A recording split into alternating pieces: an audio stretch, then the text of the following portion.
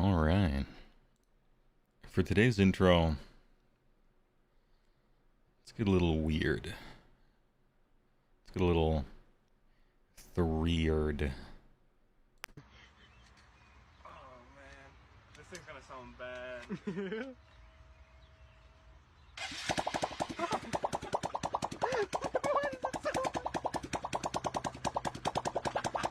This thing's gonna sound bad.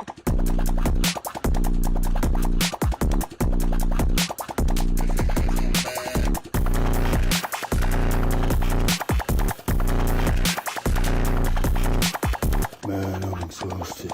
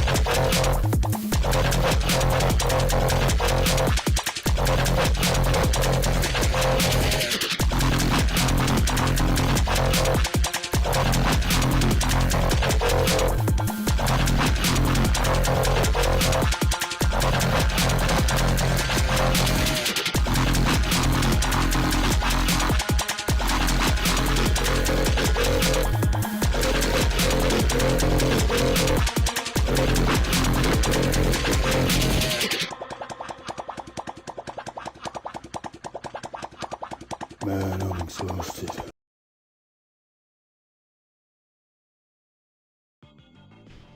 Oh. Hey, alright. How you guys doing this fine evening? Whack. Yeah. Banning is complained, true. Quite true. Like hanging there, boss? I'm hanging in. Looking forward to look at this Flesh Eater Courts business. I have seen in Giga on the Discord. I have seen some of the stuff. Particularly Unstoppable Charge. Which was once a battle trait for Beastclaw Raiders and is now not there and on a Flesh Eater Court thing. This isn't complaining, however, because complaining is banned, just pointing it out. Anyway, they will enjoy that ability. It's super fucking fun. And I don't know, it fits flying over stuff, and, you know, it's, makes sense for a zombie dragon kind of terrorgeist looking thing, you know. No complaining. Anyway, how you guys doing? First time actually catching a HeyWoah stream live. Big says very unwise. Hey, thanks for showing up. My intros are normally this much energy, and then the stream is this much energy. But we're just trying to chill. We're just hanging out. Your time is now, Mr. Woe. Your waiting has been rewarded, and you are a ghoul Chad once again, you say, for the lady and the light. Yeah. The rule I saw was super good. Only 2d6 if I recall, rather than 3d6, so a lot shorter movement, but they have flying. So that's big. Anyway, it's gonna be good. I don't know what you missed, or I don't know what you lost. Everybody loses something. 4th edition is simplifying a lot of things, streamlining a lot of things, a lot of random ancillary extra stuff that you probably liked. Whatever army you're playing, you know, goes away in the streamlining, right? but everybody has that. Positivity stream? I don't think it's a positivity stream. Let's not get carried away. I'm just not gonna whine the whole time. Or be insufferable or anything. We did that last time with the funny memes and the Terminator stuff. It was in fun, right? But I'm not trying to be an actual, like, whiner, you know? Oh, some people showing off their golden kappas. Oh, mop sauce with the PJ salt. A salty bets enjoyer, perhaps? Thanks for the first time chat. Anyway, please enjoy your golden kappas. We got them yesterday. Big news. Big news, actually.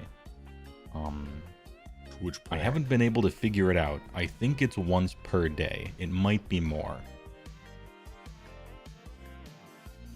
Ahem. It might be more than once per day. I did a little bit of preliminary research. It seems to be perhaps once every 12 hours. One streamer on Twitch gets the opportunity to have a golden kappa, which is, you know, those hype trains when everybody's subbing a lot. It unlocks a special golden kappa for people. That's the emote you're seeing in chat right now. And they get it for like a limited time. They get it for 24 hours, and it's just a fun little thing. It's like pulling a mythic rare. I don't know how many people stream a day, 1 million something, so it's like kind of cool when that happens to, well, happen. And it happened to me. Amazing. Can you believe it? So lucky. I didn't think I would ever have that happen. Most people have never even seen one happen, right? Have been there, right? Matt Rose gave it to FEC because HeyWoah said big oosh. Yeah, that's the meme lore, but he was certainly done with all of the work for this thing well before I talked to him. Whiskey Seal, thanks for the tier 1 sub to the community. Appreciate it. Thanks for the gift. Landed on Orange Mage Traffic. Please enjoy not watching ads. Backside of the TV, thanks for the big prime. Ooh, a Persona 4 reference. Very well done. Good taste. Let's get it. HeyWoah Dad. Thanks for being a 3-monther.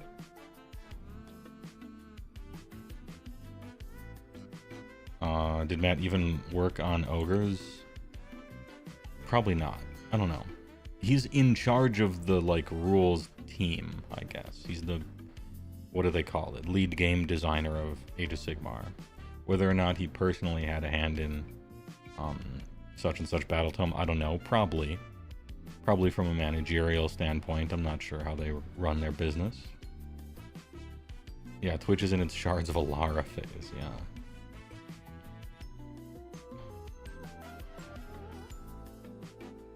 $2024 year of the Cruel Boy Prage. I don't know. I don't see why it wouldn't be. It's their brand new model line. It's their brand new orcs. The picture is still on their website on warhammercommunity.com. It was in a massive, 3rd edition box reveal, thing like that.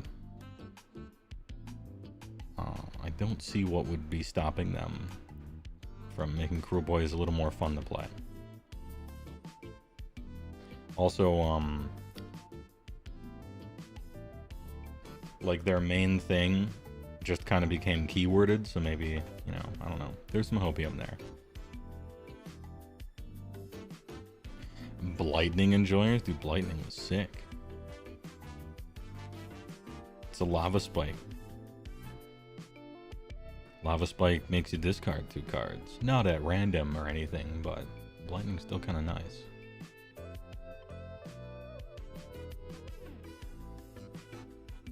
Hell's Thunder Enjoyer. Lightning Skelemental Enjoyer. What kind of weird ass black-red cards can we... Hell's Thunder, let's go. What's that cat? Blistering Firecat, I think, the one with Morph. this FEC article makes you think they are trying to get away from being able to force your way through fight last. Oh, okay. I will know more about your comment when I read the whole thing instead of just one of them.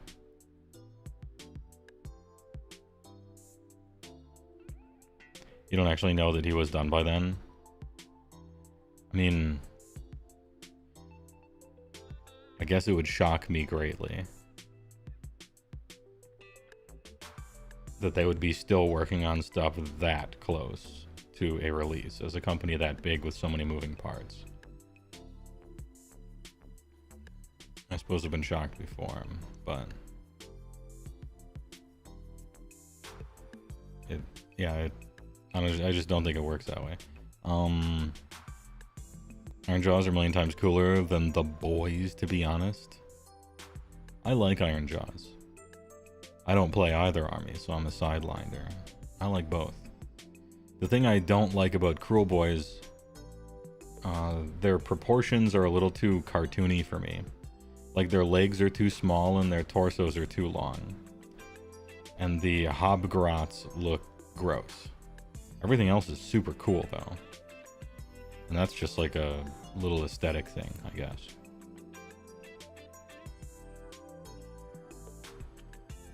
Parchmentary, redeem switch hats, sure. Unsoup Iron Jaws, yeah, we have some hopium for that. It is only hopium, though. Trust, but... yeah, I hope Iron Jaws get their own book and Cruel Boys get their own book. I think they're different enough. I don't think they need each other. I think maybe Bone Splitters needed Big Wah more than the other two armies did.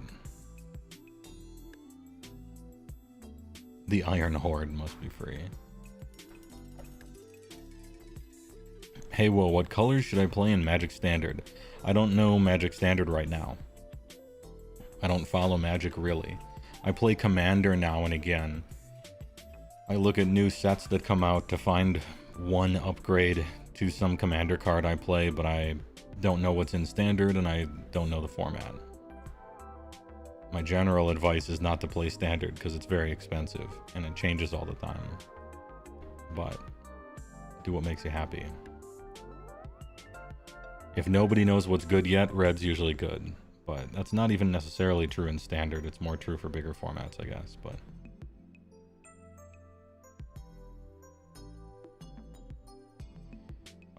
completely unrelated to the Ogre Faction Focus. If you didn't play OMT, which armies or army would you consider collecting or playing? Good question. I'll answer it. I'll do a hats off though. Because one was asked of me. Aesthetically, Slaves to Darkness is the best looking army. So if I was to purchase something or play something based on aesthetics, it would be Slaves to Darkness. They just win the aesthetic game against everyone else. If it was playstyle, damn, I don't think anything really plays like Beast. I like driving monster trucks around and doing impact hits. It's like my favorite thing to do. And basically nobody else really does that. Sons of Behemoth maybe because they're so big and low model count, but I don't really like how they play. A little passive for me. And, you know, the models look samey, but I would customize the shit out of them, so it doesn't matter, right? We'll see. So I guess my answer is aesthetically Slaves to Darkness, easy. And gameplay-wise, nothing else really plays like Beastclaw. And I really like Beastclaw. Maybe Sons of Behemoth, I guess, if their rules become something that I like more with the index. Yeah, this is all kind of a maybe thing, right? If this is sort of like a if Beastclaw are banned or something like that. Maxim Zinnius, thanks for the tier 1. 36 months, long time. Thanks a lot. So you're not into Magic at all, but recently realized they contain cards for all sorts of IPs, like Warhammer and even Fallout. Are the cards that release around different IPs viable, or are they just a meme? They are legal, yeah, they're legal in competitive play, depending on the format. But yeah, you can play them in everything, to many people's chagrin. And many of them are unique cards as well, not just like a alternative art for a real card. They're like, many of them, almost most of them are like unique.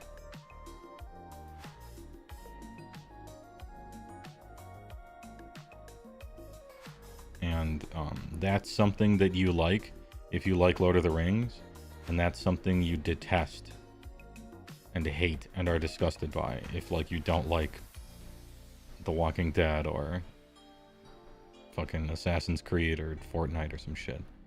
Kind of depends on your perspective.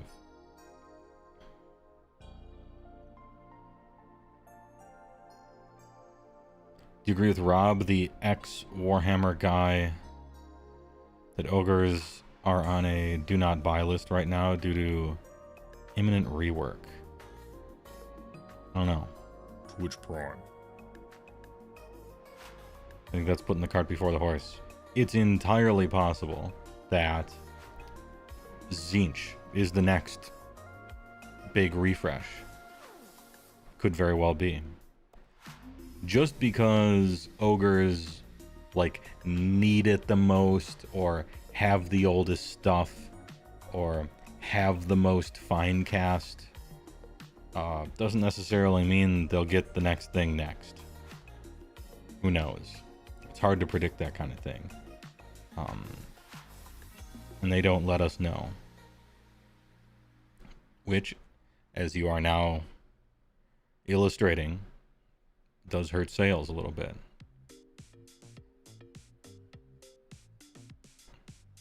What's still Finecast and Ogres? Butcher, Slaughtermaster, all the Man-Eaters, Icebrow Hunter, Icefall Yetis, Frost Sabers.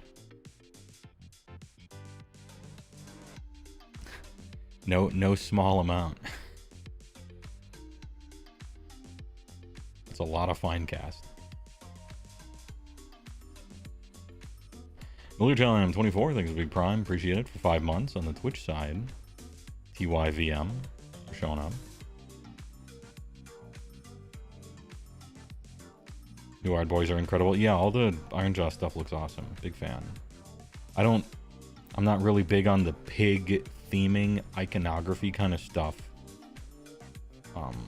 But it's just good. It just looks good, you know. Are Ogres a popular faction? Not really.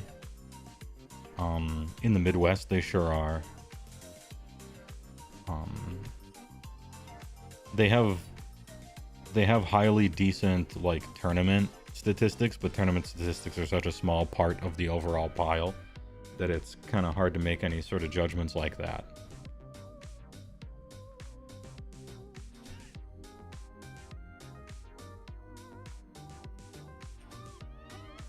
Yeah, it's hard to say without knowing any sales data. We can look at tournament reports, but of the people that buy stuff, you know, like 1% of them actually play the game, so it's kind of tough to make inferences.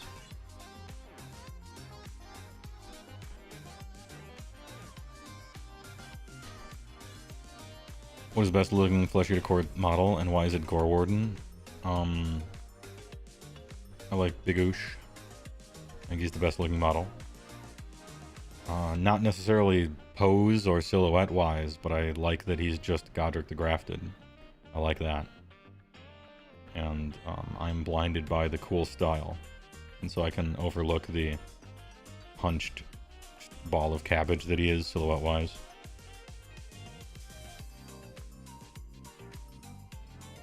Mr. Will, what are your thoughts on the current rumors that 4th edition is the year of not the big four, Chaos Gods? Rumors are spinning about loads of lesser gods getting more spotlight. Would you like this? Well, there is no big four. That's a 40k thing now. That's the old world thing now. Age of Sigmar has the big five. And so I think the framing of that question is a little confused. Skaven are the maiden bad guy of this campaign push, and they have a greater god. One of the big five, as a matter of fact. So, whoever's making up those rumors is framing it in a way that is weird and old and mad at new thing, and thinks in a weird way. The Tzeentch demons look worse than the ogres. I agree. Wholeheartedly agree. Icefall Yetis look real bad, first of all, and Slaughtermaster looks real bad. I still think some of the Tzeentch stuff looks worse, but it's kind of close. If we're talking just like ugliest, as opposed to like what they're made out of or how old they are or something like that.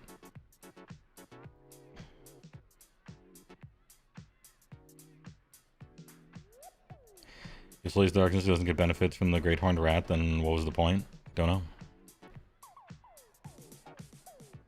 Archaon made a deal. Made his peace with them. Perhaps we'll see a Skaven mark in the new Slays to Darkness index. I would consider it a missed opportunity if they don't, as a matter of fact. Do you support such rumors? No. And also, even if that rumor were true, I can't believe anyone would give a shit. I'm gonna be honest. It's like, did you hear a rumor that on the other side of the world someone was making a sandwich? Oh shit, really? Sandwiches? In Tibet? At this hour? Okay. Oh damn. It's not the year of the big four? Hey, alright. I don't know.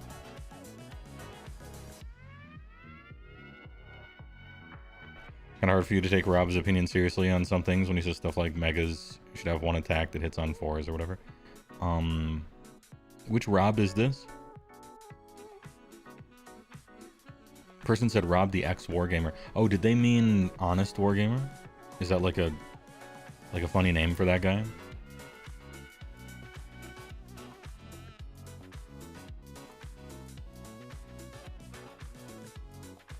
Honest wargamer, okay. The original thing said Rob the ex-wargamer, and so I thought that was like a real person, but actually you were... That's a joke. One of them yokes. A jape, milord. I see. I walked into it. And then carried it for you for a while. But now I drop it off.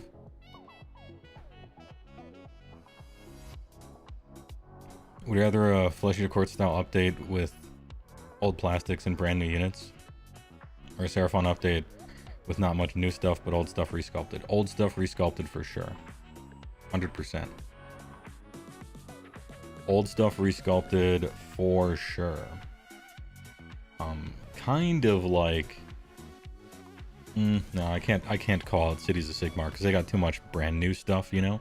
But I want the style of Cities of Sigmar where they took boring crap from fantasy and they really AOS-ified it, you know? Made it over the top and super detailed and super stylistic and really creative, kind of goofy, but in a cool way. Really made it an Age of Sigmar army, you know? But still, I mean, City of Sigmar is still reasonably low to the ground, you know?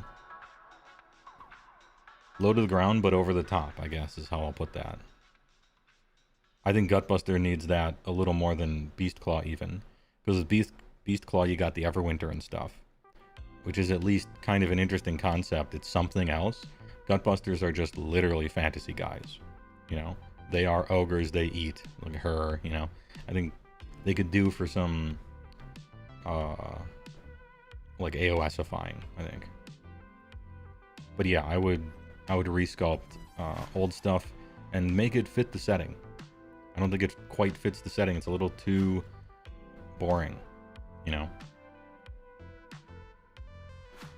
Taking Tolkien races, you know?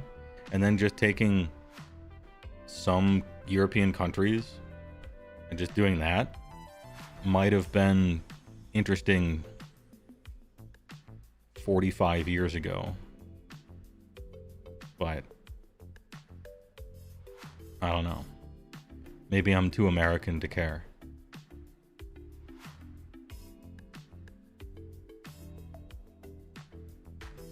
Rumor specifically framed as, we're going to see a lot of chaos stuff, but not for Khorne, Nurgle, Tzeentch, and Slaanesh, and instead for the other chaos gods that are referenced in the lore. Is this a really subtle Chaos Dwarf posting? Because I used to be a disinterested party. When people talk to me about Chaos Dwarves, I'm like, yeah, okay, I don't care. But they won't shut the fuck up about them, and they're incessant, obsessed. And now I'm annoyed. And so I legitimately don't like Chaos Dwarves anymore.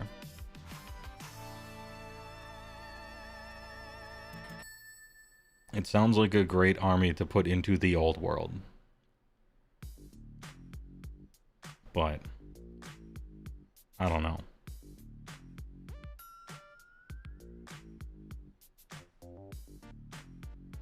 Also, I was a little turned off by the source of a lot of Chorf posting, which is just 4chan, who think that it's funny that they look like Yuden propaganda posters from 1943, mixed with Rasputin. Like, they think that's funny, and so they pretend to like it, to start kind of a movement. And then other people just like artillery trains. Nothing wrong with that. They're cool, but they're swept up in it, you know? And now, I don't know. I'm mostly over it. I don't think it's a cool enough idea, really.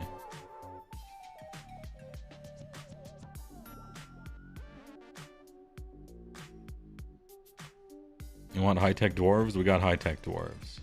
You want flame dwarves with magma? We got those too. You want to do something cool with black powder, steam, you know, industrial dwarves? We have Dispossessed and Cities of Sigmar waiting for a refresh. I don't see why we have to shoehorn the super racist looking ones into the game. I don't know. Some Forge World only army literally no one played a billion years ago. Let it go, put it in Old World, I don't care. What about the Fimir? Yeah, that's the exact same thing. 4chan also tried to start a Fimir thing because their backstory has rape in it, and they think that's funny. The problem is there's literally nothing to Fimir, so that one didn't take off, because there's just nothing to them. They're like one paragraph, and there's no interest there. There is a little bit of it in Chorf, right? So they could scoop up some innocent bystanders. Fireslayer's updated his style. The Warcry team sweeps Chorfs any day. Yeah, I mean, you have an army that's thing enough, and that's Fireslayers. Okay. So take all the cool ideas in Chorfs, of which there are 2, and then put that in Fireslayers. Call it a day.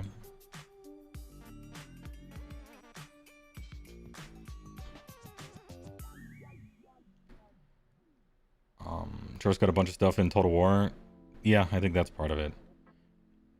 A lot of people never played Fantasy and just played Total War and are like mad that Age of Sigmar is different. You fuckers didn't play anyway. It's fine. No complaining. Complaining's banned, remember.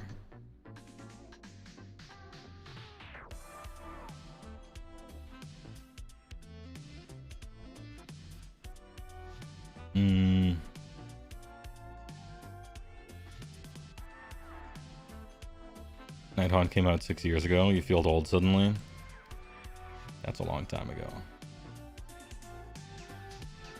Sure, the Warhammer community could be trusted to be normal with the long-nosed, curly-haired, greedy, sweaty, yeah, big, funny hat, yeah, slaver dwarves. It's so funny that they have slaver.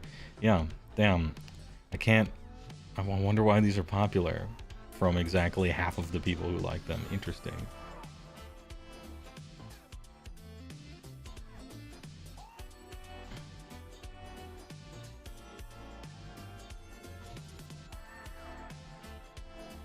You missed the complaining is bad part. It's fine. It's mostly a meme.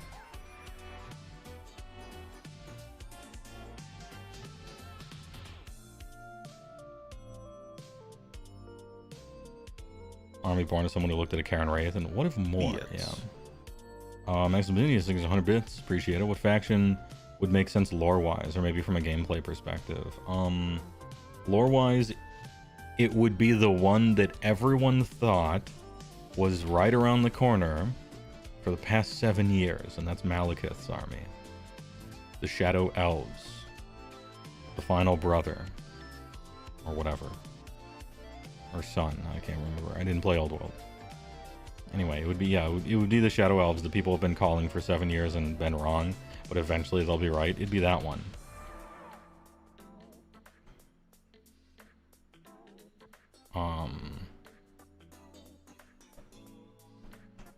If they did Chaos Dwarves and Sigmar, they'd be completely new and unrecognizable. It'd be like Tomb Kings. People are like, we want Tomb Kings in AOS. Okay, so they made OBR. That's what it would be like. It would have none of the surface level stuff you wanted, but it would have the ghost of a feeling of a DNA of an idea that was changed and built upon after that. You would essentially get the Tomb King OBR thing except for Chaos Dwarves. I don't know. I feel like they should, that's just dispossessed. If you take Chaos Dwarves, like everything they are, replace the Chaos Gods with Grungni. Keep all the industrial stuff, keep the train car artillery, keep the guns, keep the grease, keep the oil, hell, even keep the hats, you know. That's dispossessed in Cities of Sigmar. Unless just the word chaos is that's the thing. And it's nothing else besides that. I don't know, maybe.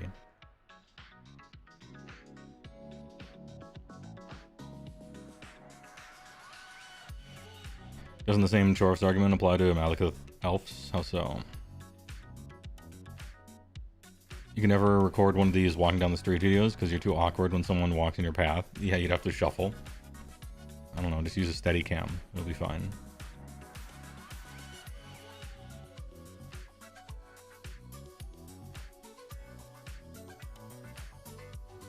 Shows are much more interesting than Chaos Dwarves, similar to the Mandrakes in 40k. I don't necessarily find Shadow Elves that interesting. It's just everyone thought they were coming and kind of made sense at the time. I'm not like gunning for them. awkward, comma, Japan. Good meme. Good meme. Chaos has plenty of factions. It does. Somebody, one of the messages was, what new faction makes sense lore-wise? Shadow Elves. What faction would make sense from a gameplay perspective? Not Shadow Elves. Order and Chaos both are overserved gentlemen. Destruction and Death each need another 2 entire armies before you should even really think about Order and Chaos, if you're trying to make the Grand Alliances even remotely balanced, you know what I mean? So just kind of mechanically and balance-wise, it should not be Order or Chaos. I'm mostly against new armies in any case, while they still have some old ones to refresh. You know, finish your plate before you get your ice cream or whatever, and what should Death even get now? Don't know. I'm not like gunning for a really specific thing. I don't have a chip on my shoulder. I don't have a single-minded desire. I'm not campaigning on behalf of some half-forgotten paragraph on a Wikipedia 20 years ago for some like Fimir army. If they asked me, HeyWoah, snap your fingers and a new army is created, I would not snap my fingers. I would refuse. I would not use my power.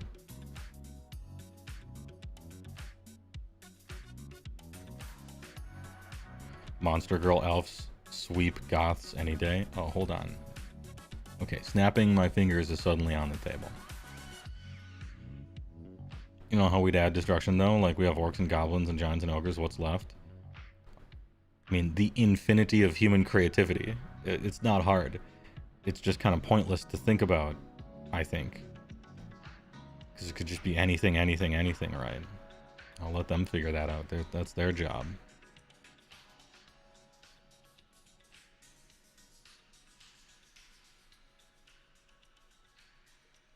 Ahem. Maximum Minis, thanks to 100 bits. On Twitch, thanks a lot. I think it's fair to say Chaos Dwarfs have the appeal of perverting a very proud and stubborn people into a horrible reflection of themselves. That being said, how come there are absolutely no trash cans in these Japanese streets, yet everything is so clean? It's because 5 police with baseball bats beat you to death if you litter. That's a joke. I was about to say shoot you, but they don't have guns in Japan. It's actually really annoying. The people who travel to Japan or live there are complaining because there's nowhere to put your garbage. You have to just carry it around with you like a cretin. A big, like, plastic bag in your pocket. Anyway, there are trash cans, though. It's not like there's none.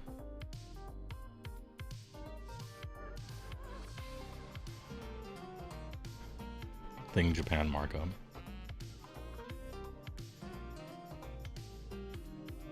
That's Singapore.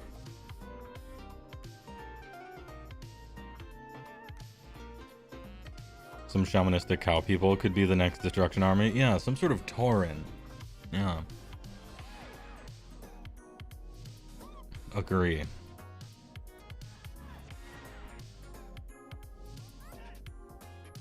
Couldn't you go into a shop and throw stuff away? I think maybe that's rude. I'm not sure. I haven't been to Place, Japan.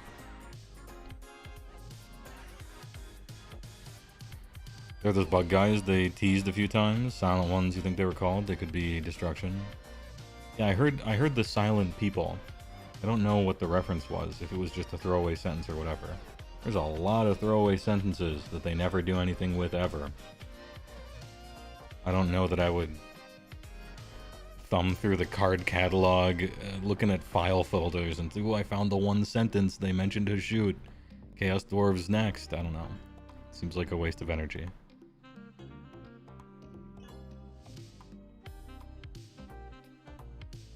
HeyWoah's favorite idea, Centaurs of Destruction. True, yeah. Good meme. I hate Centaur. This is... Okay, hold on. Complaining is banned, and chat has given me nothing but great questions, and I'm just like, fuck that. You tried. You tried. Anyway, Bishop, thanks for $5. He said it before, I'll say it again, Monkey Faction, you cannot stop the inevitable. I hate monkeys. It's not your guys' fault that I hate everything. I don't even hate everything. I declare.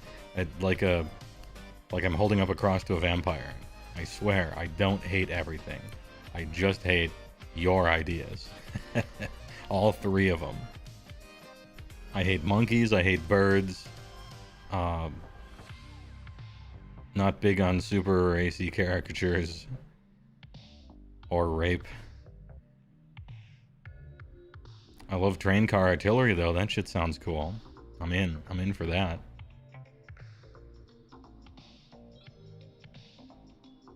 Yeah, I don't like curry. Not a curry fan.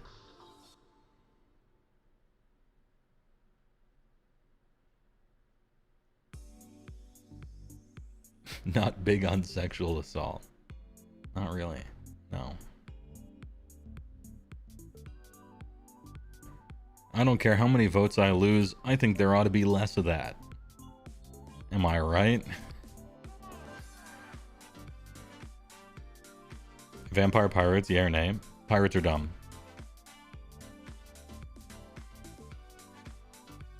We already have vampires. And we have psychic vampires, which is IDK. So we already have 2 vampires. That's plenty.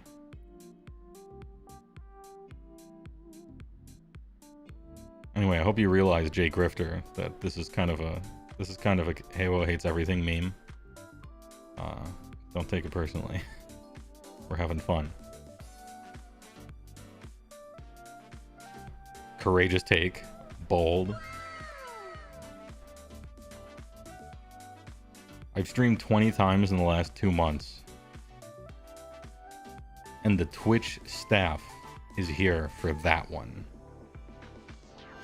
Well, it was a good run, boys. We were going for partner, but it is all over. CG Buster, thanks for the tier 1 sub to the Twitch staff. Appreciate it. I mean, they could have been here the whole time, I guess. It is all Jover. Halfling army. Ghouls are basically flesh-eating fabric, and sorta, yeah. There's a vampiric theme to them, I'll grant, for sure. You're staring us in the face all along. Endless spells to faction. Yeah, we kind of brainstormed that in a previous stream a million years ago. Like, living endless spells. We were like, what are we gonna do with all these things, right? So we actually, hey, chat, you and me, we get to joint reach across the aisle and take credit for coming up with that idea. Do you know, because endless spells have, you know, they have life now, they can move, you can attack them, the new 4th edition thing. We pioneered that idea when we came up with the living endless spell army. We did it.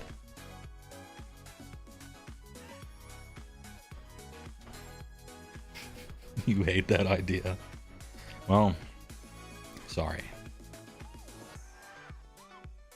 We gave it a good run. We gave it a good shot. Switch hats, sure.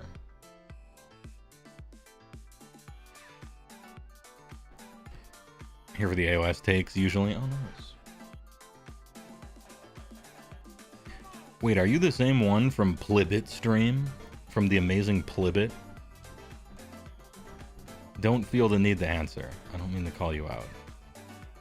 I'm sure staff get dogpiled whenever they talk, and it's probably annoying, now that I think about it. So, maybe we'll just carry on. Straight up Omnath. You wonder if they'll make more endless spells. I feel like they're probably trying to find uses for the ones they have. I believe the endless spells were produced in China, not from their main factory, as well as the faction terrain features and a lot of their terrain, because it's a very different feeling type of plastic, and all of it went out of stock when the global shipping price happened, or global shipping crisis thing. And so probably not, but don't take my word for anything about what Games Workshop is going to or going to not do or produce, because we're just throwing darts at the dartboard. People comfy, hey, thanks for the 10 streak, appreciate it.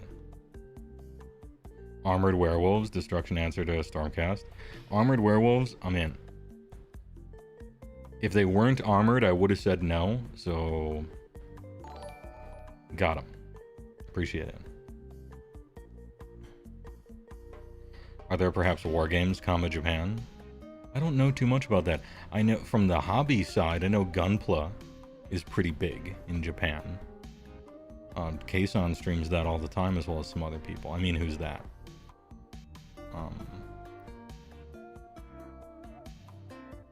I don't think Warhammer is like particularly popular in Japan, but the stuff I see from people is extremely good and actually really cool.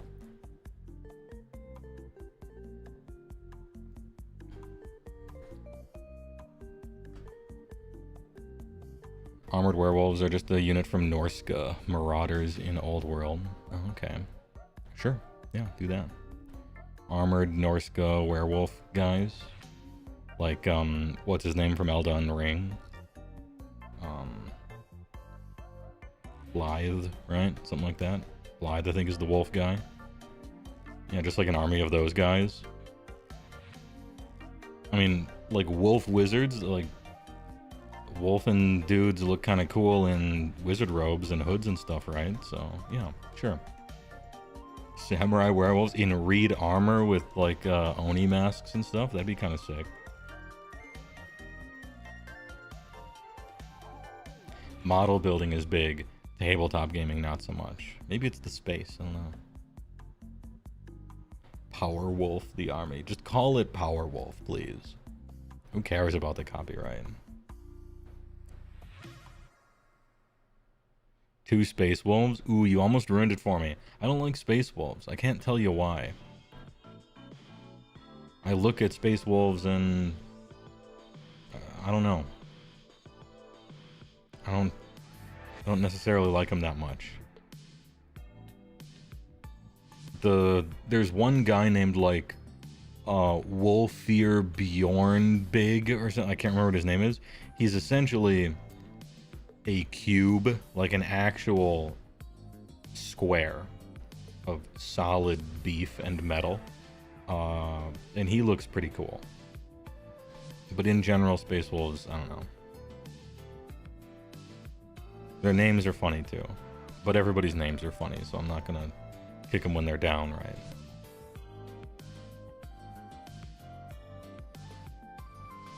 Having the werewolves be more human is the furry take. You don't want to fuck a wolf. Damn, sometimes I regret being like Ron Burgundy in real life, where I don't read anything beforehand and I just read it. This is a flaw in my character and I need to fix this before it's too late. Anyway, good comment. Yeah, I want like actual werewolves, or like the Blythe guy, where they're just not even a werewolf. I don't need the transformation. Just have it be like giant wolf dudes, right? Like 8 feet tall, bipedal wolves but that has to have tons of armor, and there has to be like robes and wizards and stuff. My mods are deleting messages, and I bet they're trying to save me from reading something. See, we're a team. We're working as a team here. Make him look like Worgen from WoW. Yeah, sure, something like that. Maybe a little less cartoony proportions, right? Slimmer shoulders and stuff, but yeah, basically that.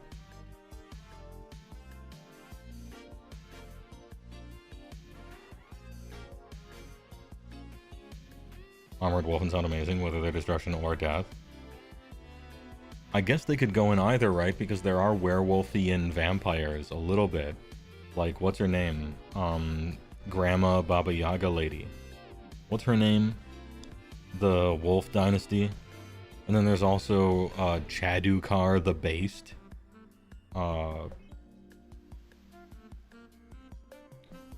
Belladonna Volga, that's it, that one. Virkos, that's it.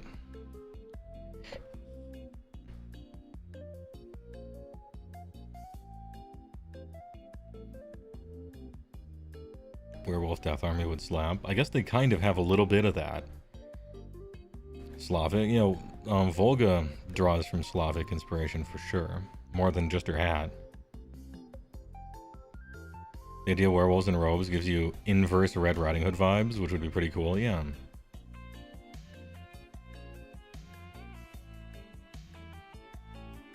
How is there not a single bear or bear model in AOS? Jupes, that's a great question. Pop? Yeah. Yeah. Whatever the new faction is, I want a faction that rides bears into battle, right?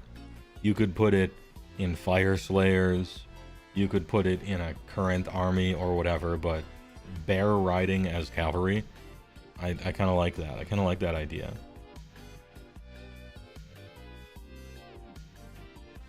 Kislev rides bears.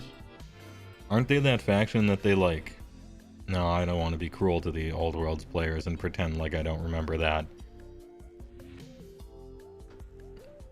No being cruel, okay? We're nice, we're good boys. Space Wolves 40k equals bad, but in Horse Heresy they're great. Maybe it's painting scheme or absence of big animal wolves or something. Says Sanguini, first time chatter. Maybe. Because I looked at AdMech in 40k, and half of it is really cool and half of it is really stupid to me. And then in 30k, all of it is amazing, but you can't use it because of internal politics in the company that are shooting themselves in the foot and kind of cutting off their ear to spite their face, or whatever the saying is. 30k AdMech looks so fucking good. It's almost the only tank in all of 40k universe that I actually like, is that new AdMech tank. It looks so sick. A little bit of an Art Deco thing going on, just a touch. Love it. AdMech long legs. I don't even think those guys are. I like those guys. Well, okay, they are dumb. They just are. But I like them. Reminds me of those dudes from Mad Max Fury Road. I kind of like the stilt walkers. It's the ornithopters and the from the book Starship Troopers globe ass diving suit looking robots that I think are dumb for the most part.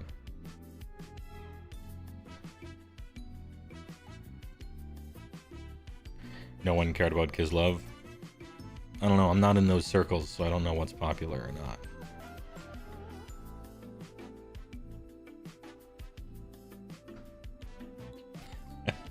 Destructive Panda.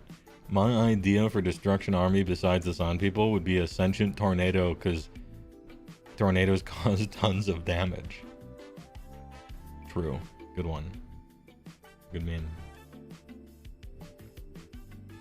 You reckon the Fire Slayers should be naked guys who tame a lot of weird animals? We need glamming goat bear dwarden. What's glamming? Glaming?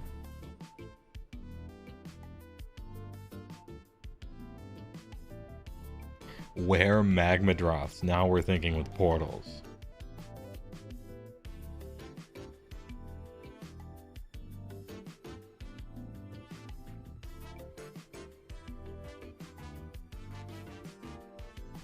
Oh, you meant flaming. Okay, alright. Normally I'm like live spell checking in my head when I'm reading, but I missed that one.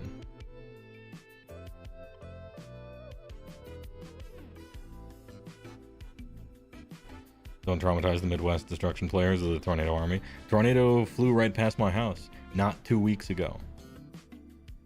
I was gonna do a Tuesday stream and I decided not to. And then a tornado touched down kind of close to my house in a geographical sense. Knocked out all the power to a third of Madison for 12 hours. So it would have been a short stream, is what I'm saying.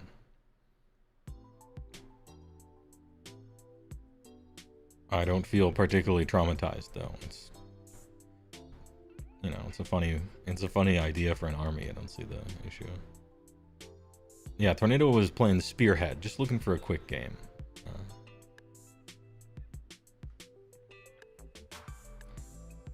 Where Stonehorn, Sons of the Everwinter. Sons of the Everwinter. That's a cool name. Hey, well, a shamanic faction in destruction would be cool. People who didn't embrace chaos but didn't make it to Azir. Instead, they turned to the realms and took up arms to fight on their behalf with all the cool primal aesthetics. So, Whiskey Lima, do they have a chip on their shoulder? Are they mad at Sigmar for closing the gates on them? Is there a bit of friction there?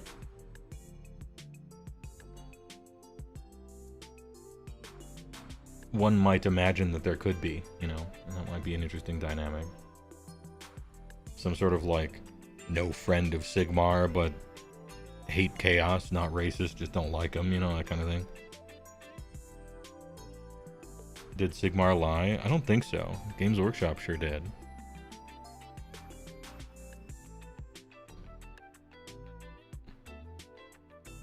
Isn't that basically Lumineth? Yeah, maybe a little bit. Yeah.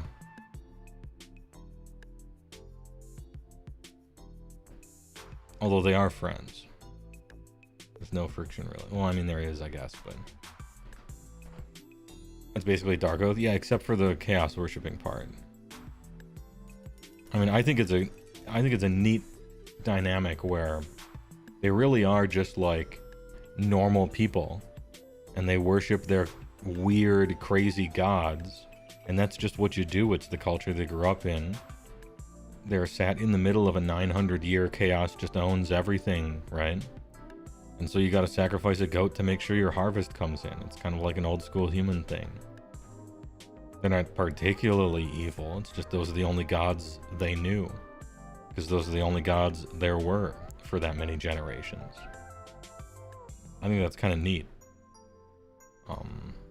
I'd be interested in having that explored a little more. Narratively, I'm not too interested in the armies themselves, or the models, but I think that's a cool idea. Anything that reminds people that normalcy can be very weird. But also AOS is kind of post-apocalypse in a sense. A 12-hour lunch break.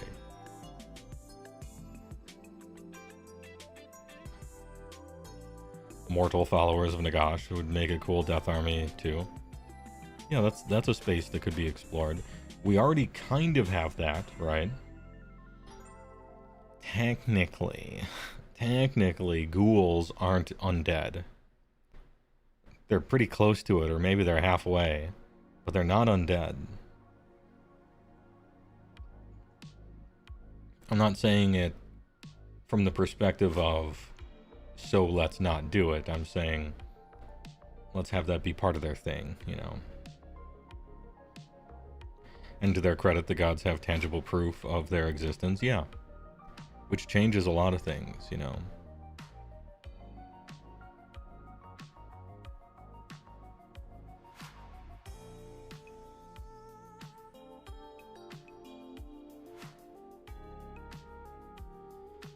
Bring me the anti-destruction, destruction character. Boblicor the Builder. In Bellicor. I tried. Wild West theme faction. Kind of like a weird... What is it? Weird West or something like that? I can't remember. There's a... I don't think it was a wargame. I think it was a TTRPG.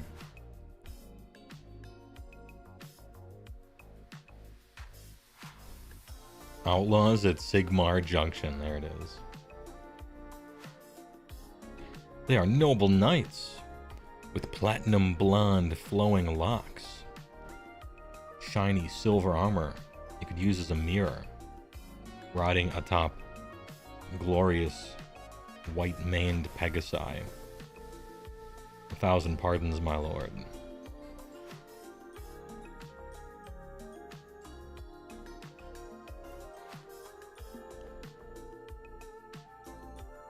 You lose me at cowboy hats. I saw somebody's conversion of Beastclaw Raiders online. She had given them all funny hats. And so there was one with a traffic cone and one with a cowboy hat and one with one of those like Poindexter multicolored skull caps that have a little propeller on top. What are those things called? You know the thing. Don't know what they're called though. Anyway, they were painted very nicely, and then she gave them all funny hats. And I managed to name 2 of them. I named one of them Frost Cone and the other one Howdy Horn. And so there is precedent for some hats in Age of Sigmar. Just propeller hat, I guess? Okay.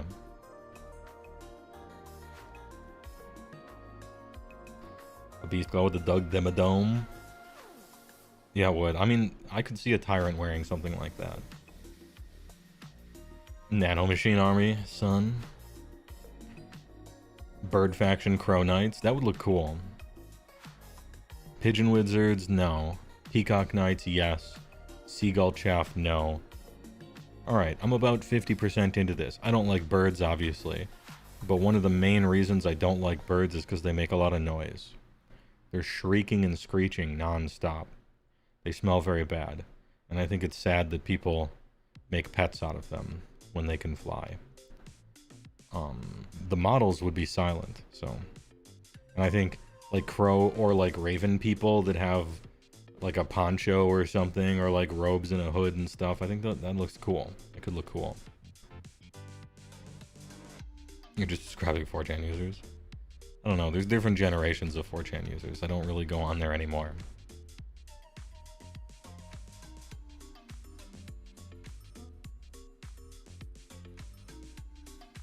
Who should get an army update first? Dispossessed Warden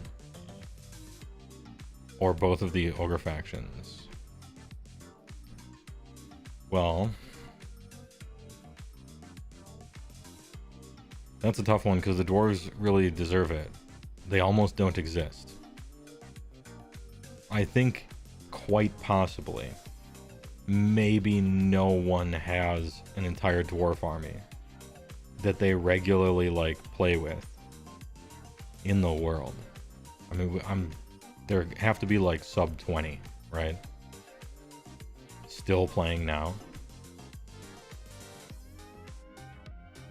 I think it's still ogres because of the Finecast, Astral Crab, but it's just barely. I was ready to say Dispossessed Dwarden.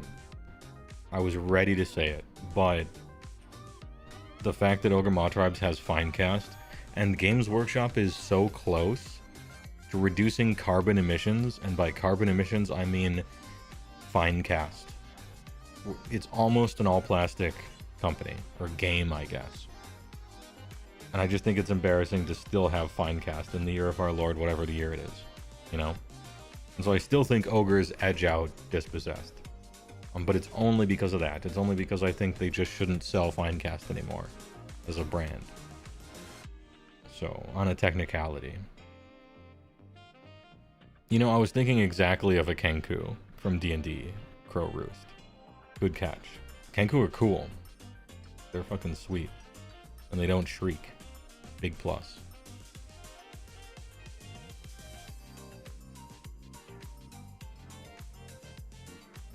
Frost Ogres should ride massive bears. True. Hold on. So we got Frost Sabers. Just squat them, right? Don't need to replace them with anything.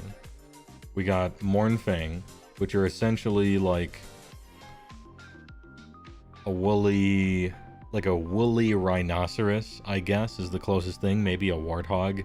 Halfway between a warthog and a woolly rhinoceros, right? And then there's Yetis, which we can update to look cool. And then you got all the different like Stonehorns and Thundertusks and stuff. Frost Ogres that ride massive bears, brand new unit. There it is. There's the new unit. Yeah, they're supposed to be saber-tooth tigers. Get them out. Goodbye. Replace with huge bears that are mounted.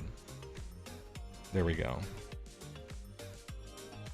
Bariots. So it's a chariot being pulled by like 3 bears, you mean?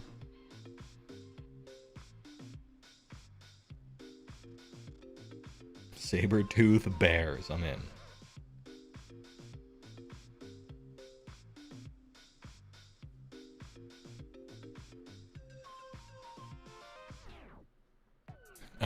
Mournfang are more like big dogs with tusks. Yeah, maybe it is just big dogs with tusks.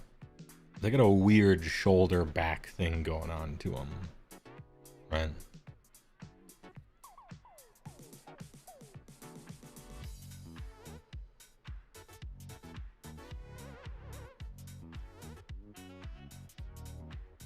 Have the Noblars ride big dogs, like pit bulls and stuff.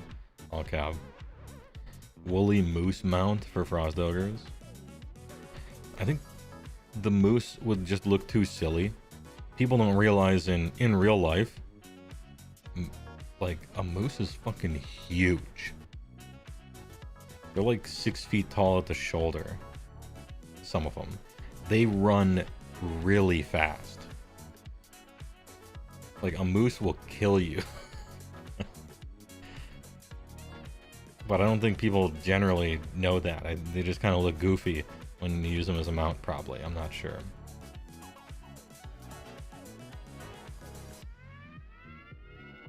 Any place for Siberian tigers in BCR? I don't know. Got to be a caribou. Slightly less silly. A moose with a samurai sword in its mouth. This guy watches One Piece.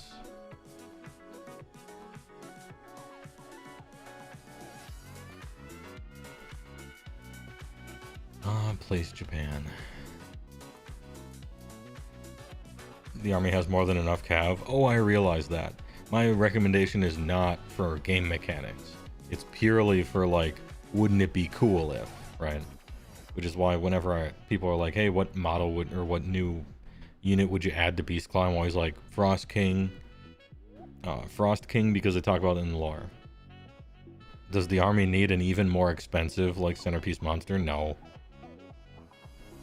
I just think it'd be cool. Moose is on that 5-up, 2-up gaming, yeah.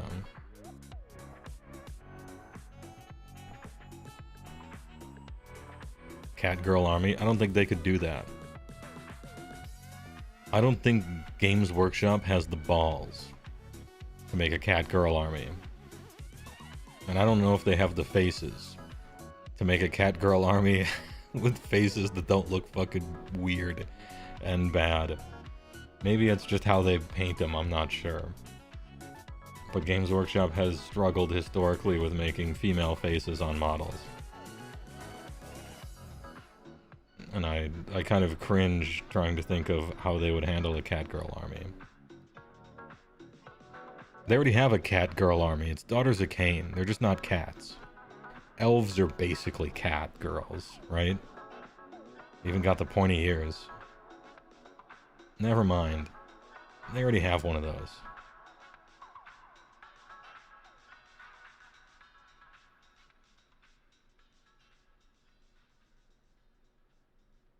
Votan have some solid faces, as do the new guard. I'll have to look at them. I know whenever I see it happen, and it's like good, I'm shocked. Oh, what's her name? Is good. Hold on. Who's the new Chaos lady who looks awesome on the really awesome mount? What's that chick? She's sick. Yeah, Abraxia. Her face is good. I was taken aback. It's good work on that one. And her mount's extra cool. She looks proper good too. And all that armor. I was pleased. See, this is that theme sneaking in. Trying to get me to buy Slaves to Darkness because they're Frazetta approved.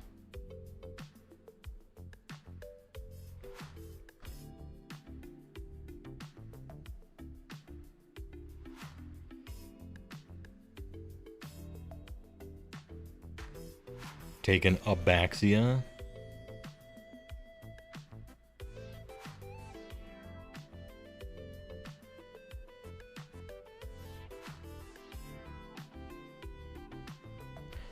Don't know what Fridge Frazetta means. So there's a famous fantasy artist, probably the most famous fantasy artist, named Frank Frazetta. Of the 20th century, I suppose. And Games Workshop has come up with a bit of a style that you'll find if you look at a bunch of the Chaos Warrior art. And it's like preposterously huge, just armor guys, you know? Kind of in a little bit of a Frazetta, but just like pulpy, a lot more pulpy, you know? And the dudes are as huge as a fridge, and so we call it Fridge Frazetta. And that's, now you know the deep lore of the Fridge Frazetta meme.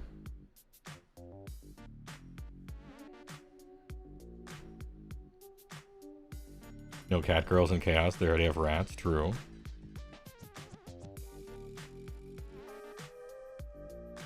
Death Dealer, ooh, true.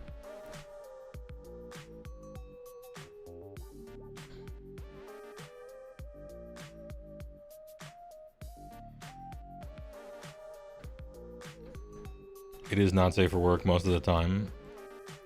What, Frazetta? Yeah, half and half. He likes the female form. He's an artist. People are terrified of the human form nowadays, it seems. But yeah, don't listen to a degenerate like me.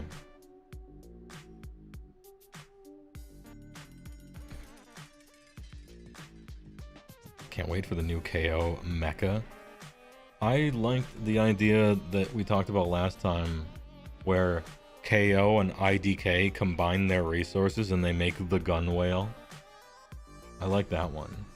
The gun whale was a good meme.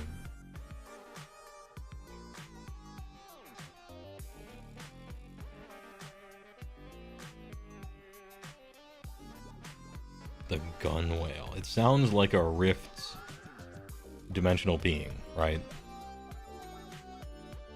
But I don't think there is a gun whale in Rifts. I gotta make one.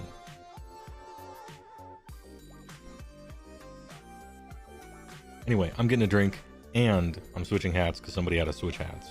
So please enjoy a word from our sponsors.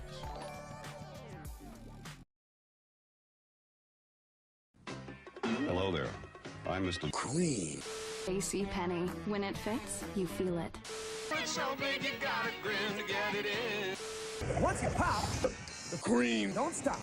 If it doesn't get all over the place, it doesn't belong in your face. Deliciously hot, dangerously creamy. The juice is loose. She wanted to remember the love they shared for Cream. Sometimes you feel like a Stuffed 5 ways. So my family's looking for beef. Now, that's what I call Cream, yeah. Because I'm good enough, I'm smart enough. And I am the cream. Then why do we call it big? Because big things go into it. at the Men's Warehouse. You're gonna cream. I guarantee it.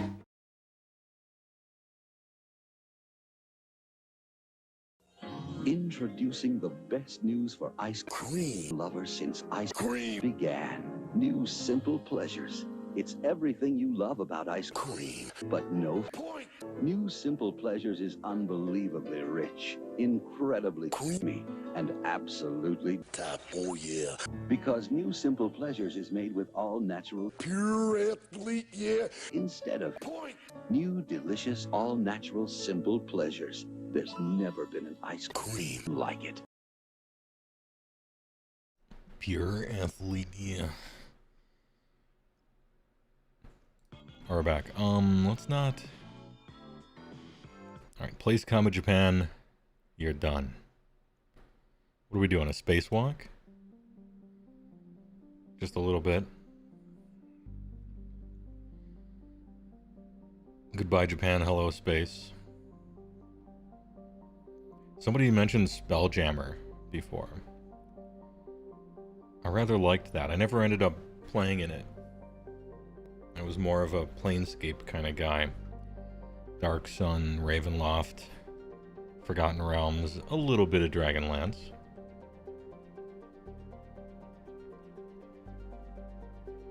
Never did any Greyhawk though.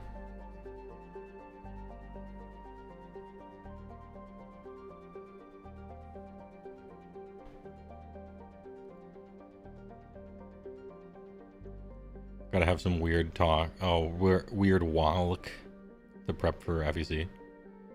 Maybe space is wrong. Alright, we'll do a little bit of the Mass Effect song and then... Space gaming. Isn't Spelljammer the name of a pirate ship in space? Not sure. I don't have a graveyard walk, I'm afraid.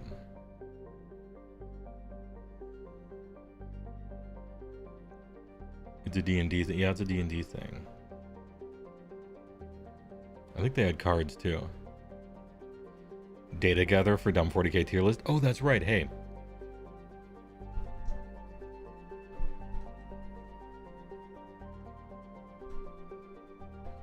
Alright. Chill. Do you guys like content? Imagine having content instead of just walking and talking. We're gonna do a content, but I don't know anything about 40k, and neither do any of my mods. We thought a tier list would be fun of the dumbest 40k models. I don't mean bad dumb. I mean like dumb and cool, or like dumb and self-aware and loving it, right? So if you have a submission, we're gonna open up a channel in the Discord for you to do so. Yeah, like Rob Liefeld, dumb. Well, I mean, that is also dumb and bad. Look, the tiers are going to run the gamut between so dumb and self-aware, but actually it's cool, all the way to this is stupid and I hate it, right? And this is only current models, only currently for sale models, all right? None of this 25-year-old derpy ass, you know, melted candle wax pewter figurine from the Renaissance Fair, plastic dinosaur from the county zoo looking ass. I mean, currently for sale, right? Self-aware is not in the 40k lexicon. We might stumble across it by accident or misattribute it to it. It might happen.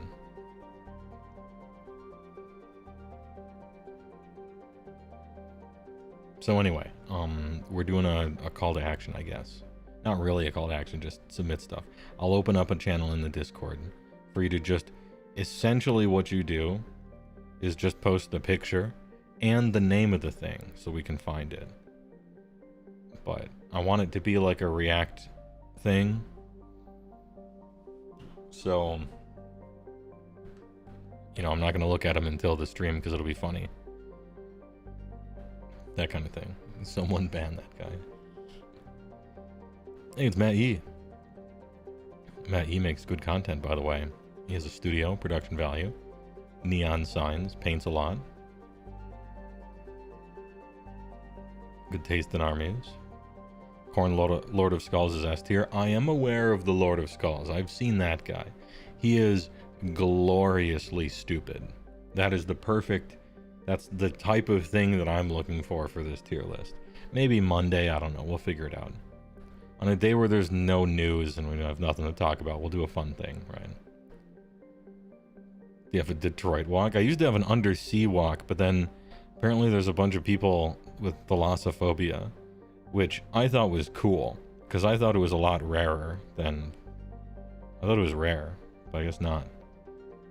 And I got to sound smart because I had heard of it before. Enough of the Mass Effect. I'm thinking Rainforest.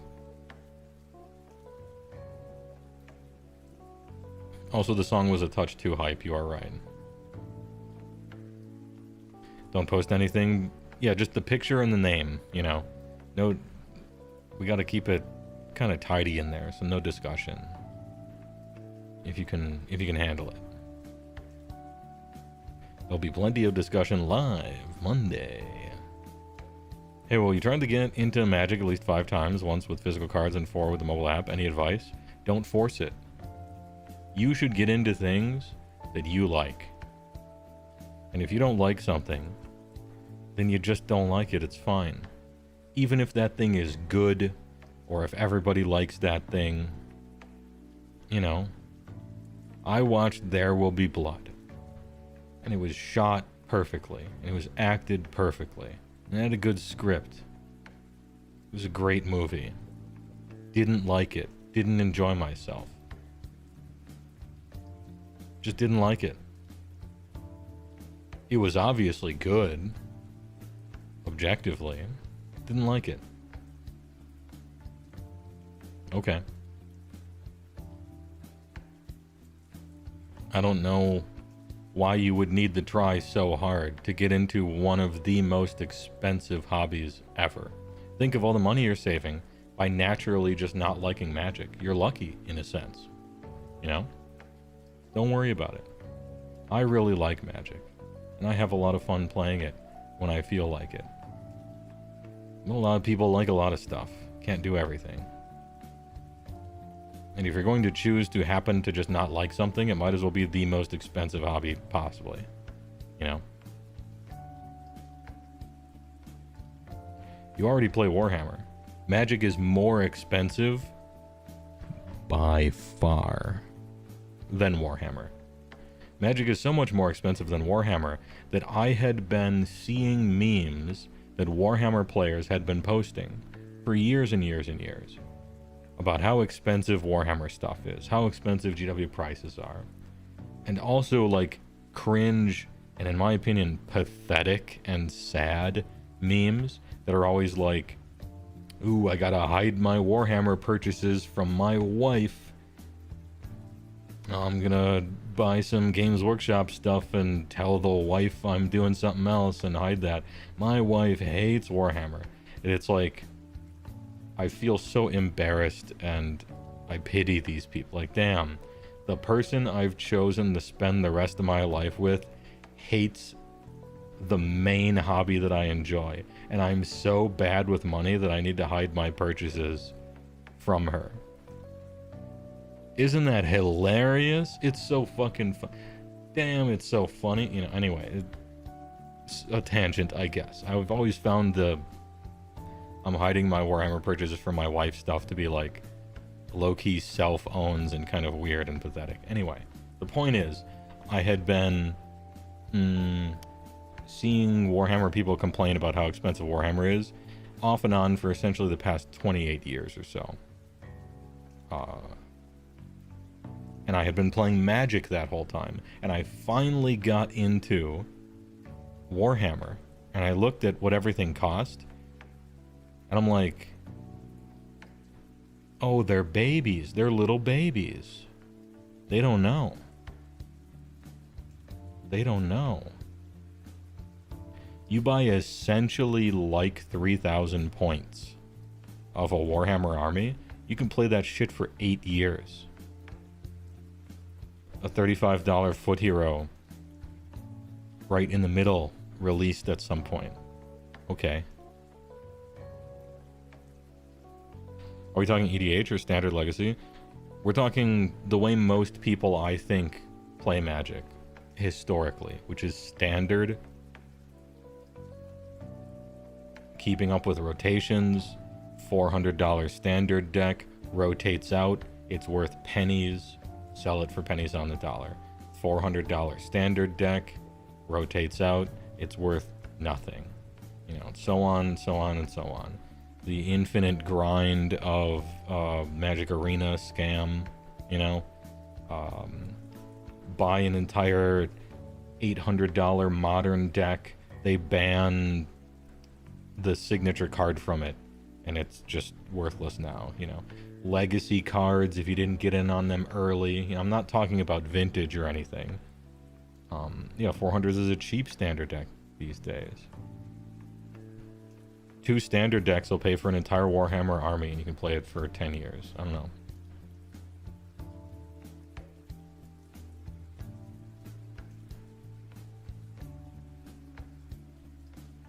Yu-Gi-Oh's a lot more cheaper in Japan. Oh, is it? Don't know much about Yu-Gi-Oh. Of course, you can proxy all the cards, and it's become kind of a little bit more socially acceptable to do that now. I guess. So you can always just kind of cheat. I mean, not really cheat. I'm used to it from a tournament perspective where you don't do that, right? But in a casual setting, the only thing you're doing is really like making a sucker out of every person who's ever spent even 1 cent on a card in their whole life, right?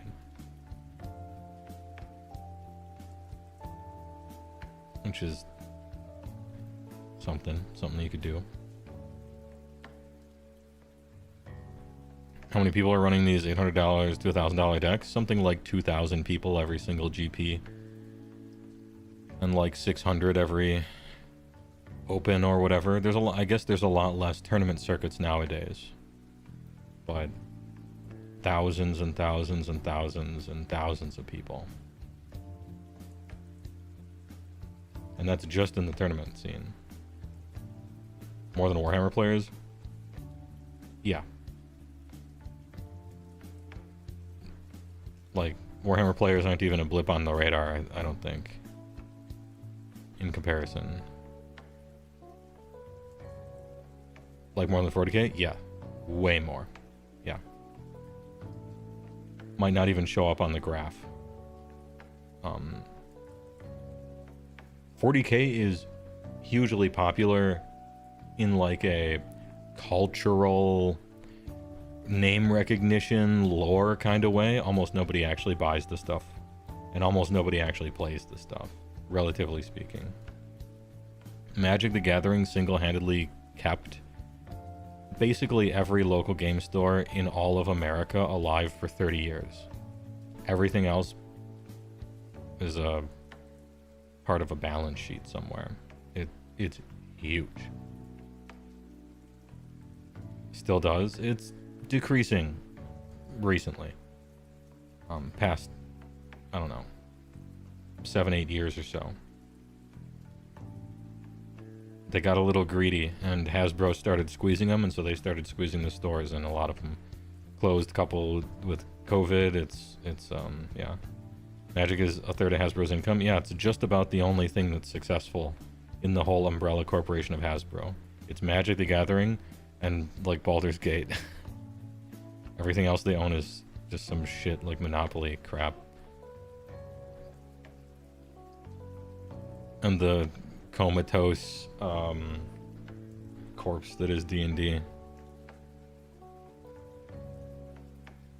Which, I like D&D, don't get me wrong. I like it, I play it. Yeah, they own Wizards of the Coast.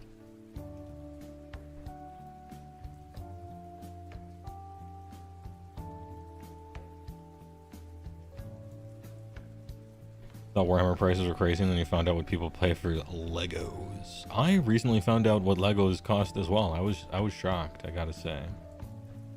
Big shrugs, just play Pathfinder instead, and I did, yeah. I rather liked Pathfinder. I never checked out Pathfinder 2 though. I was at the Gen Con where they were beta testing it, but the line was too long, and then I never looked at it. Maybe it's good, I'm not sure.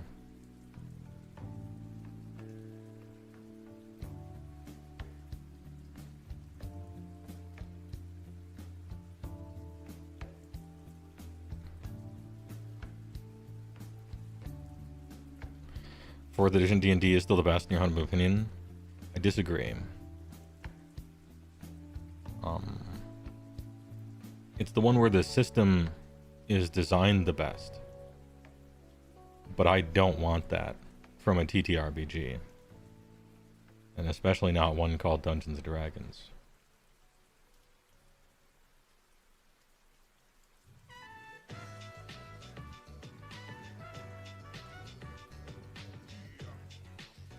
You like D&D like most people like 40K lore and world and stuff, yeah. Playing it makes you wish you were playing another system. Aw. Has anyone tried Soulbound? Yes. I played Soulbound right when it came out, or maybe a little before even. With Mr. Mephisto, Vince, and Tom Lyons, and also Strengthhammer. We did like streams where we ran through maybe 10 adventures or so. I liked it. I thought it had some cool ideas in it. For the most part. I like the system. And, okay. I'm generally not like a dice pool target number kind of guy. It's just not what I'm about, you know?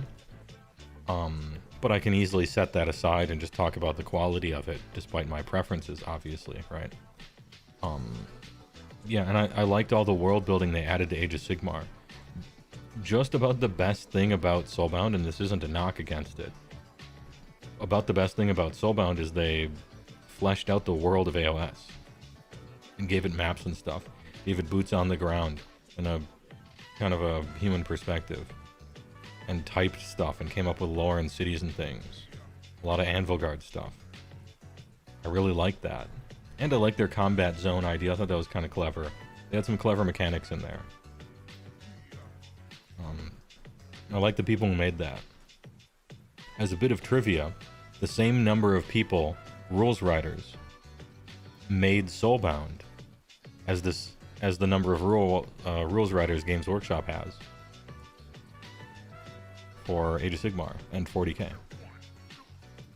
Team was the same size.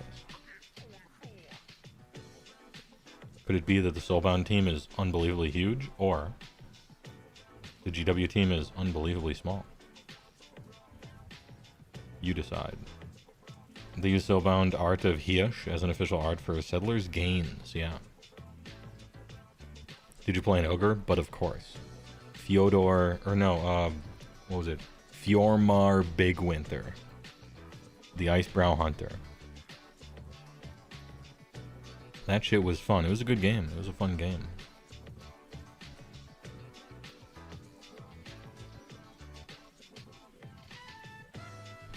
How do you know they're an atheist, vegan, Linux-using Pathfinder player? They'll tell you. I haven't found that to be too much the case with Pathfinder. I couldn't keep a straight face. I tried. One-page rules people are worse, though. That's for sure. They'll tell you. They'll let you know.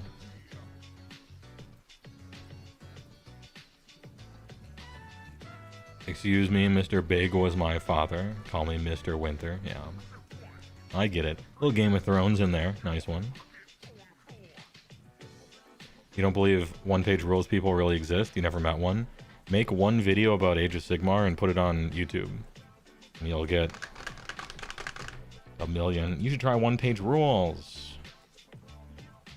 It's so much better than Age of Sigmar. My favorite part is that it's easy to find people to play it. And the main problem with Age of Sigmar is that its rules weren't short enough.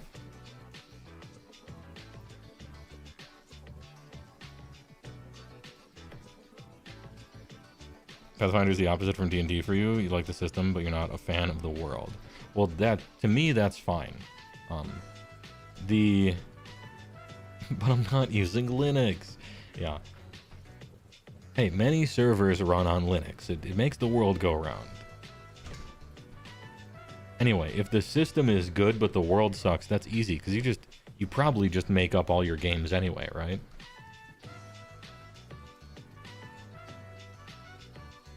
I mean, it is kind of nice to have a really inspiring setting.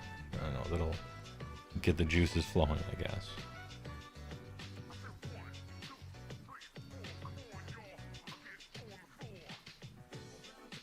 .3D printer people too. I mean, they're just enamored with the deal they're making, right? They're getting stuff on the cheap and they just want to tell someone about it because they're excited. But like, you paid $60 for that box, I paid $1. They just want to let you know that they got a good deal.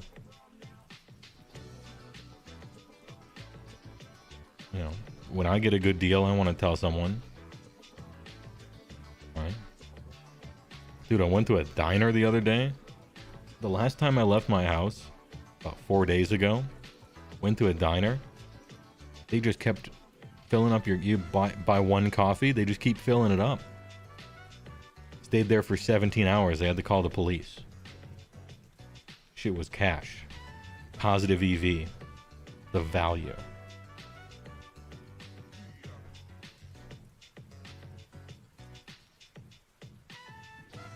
Was it Perkins? It was.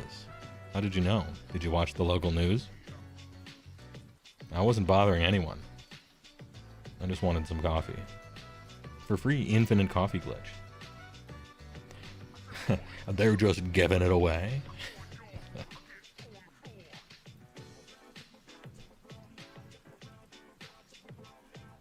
Big problem at local Perkins. Man orders coffee for 17 hours, refuses to leave. Authorities have in custody. Big white male. Witnesses questioned in the scene say he was non-violent, except against the coffee. He kept ordering it.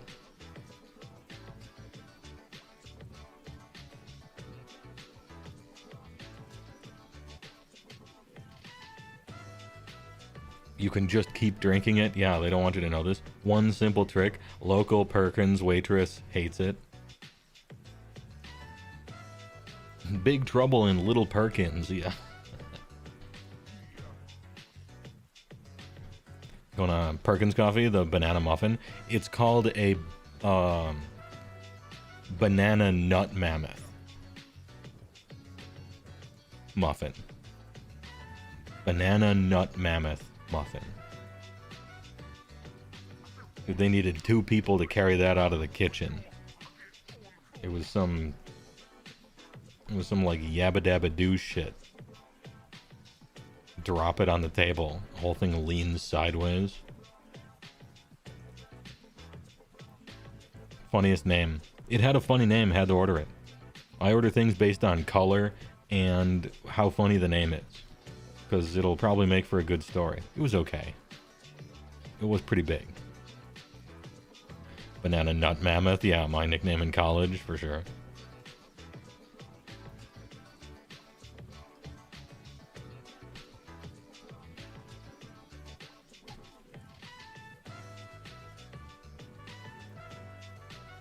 I'm staying. Finishing my coffee. Ma'am, for your information, the Supreme Court has wildly rejected previous restraints. Yeah, fucking Walter Sobchak. Yeah, I'm staying. You lived in Nebraska as a kid. Your favorite thing was going to Perkins on your birthday for a free slice of pie. 10 out of 10. Let's go.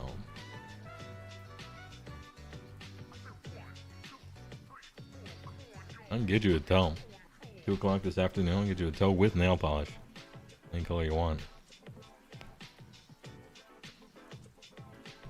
Just rewatched the movie a couple nights ago. It's a classic, yeah. It's my favorite Coen brother. Big Lebowski's definitely my favorite Coen brother movie. After that, Raising Arizona for sure.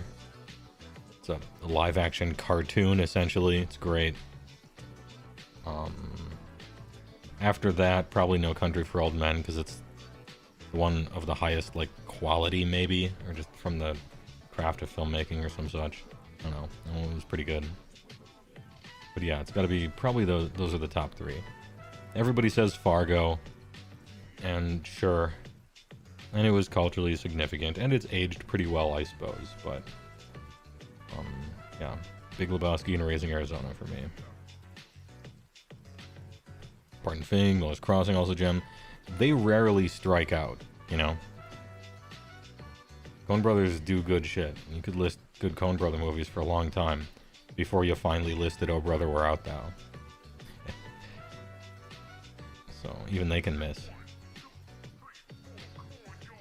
Hail Caesar, film student choice. I don't think I saw Hail Caesar. You love it? Okay. I might put it on the to-watch list. I even like Blood Simple.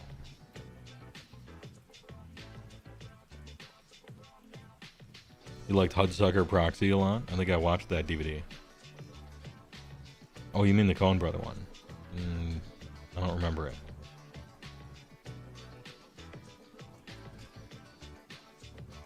Love seeing Goodman as unhinged characters. He's a character actor. Man does great work. I'll watch Goodman in basically anything. You take that back. You're treading dangerous waters, my friend. What, with the Oh Brother thing? Yeah, I did not like that movie. Didn't like it.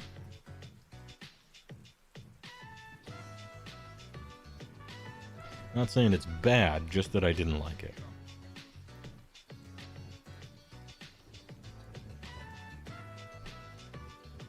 Relatively speaking, amongst their movies, probably is bad, but didn't like Oh Brother? No, I did not.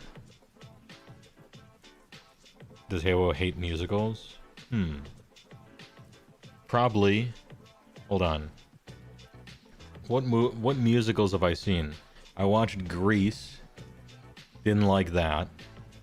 I watched My Fair Lady. That was alright. African Queen, kind of weird, didn't like it. HMS Pinafore, it was alright. What other musicals have I seen?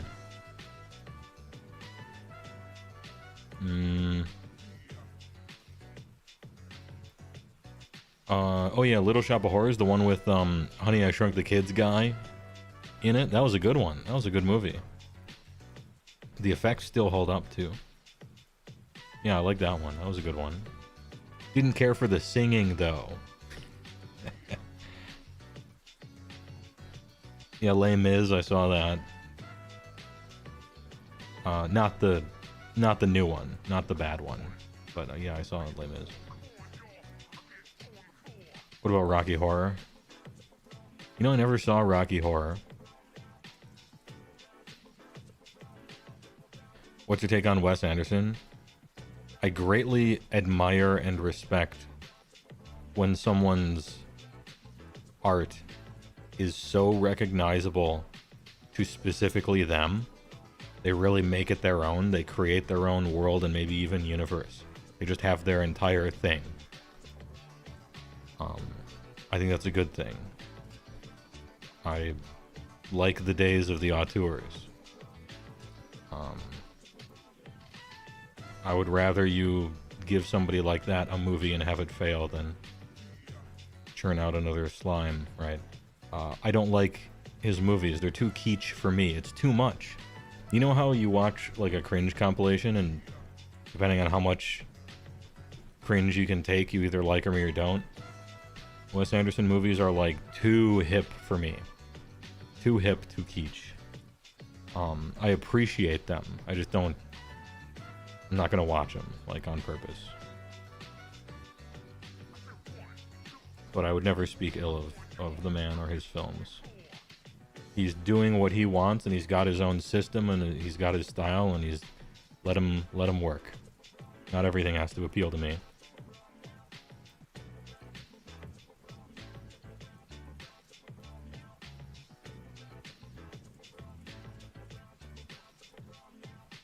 Oh, Brother is a very smart movie. Yeah, good meme. Asks a lot from the audience, you're right, yeah. Yeah. Yeah, they have to sit in their seat for like 2 hours. It's asking a lot. Yeah, deep. What's the matter? Too deep for you? Oh, brother, we're out though. Good one. I like when we discuss film. It's always a good time. You leveled it.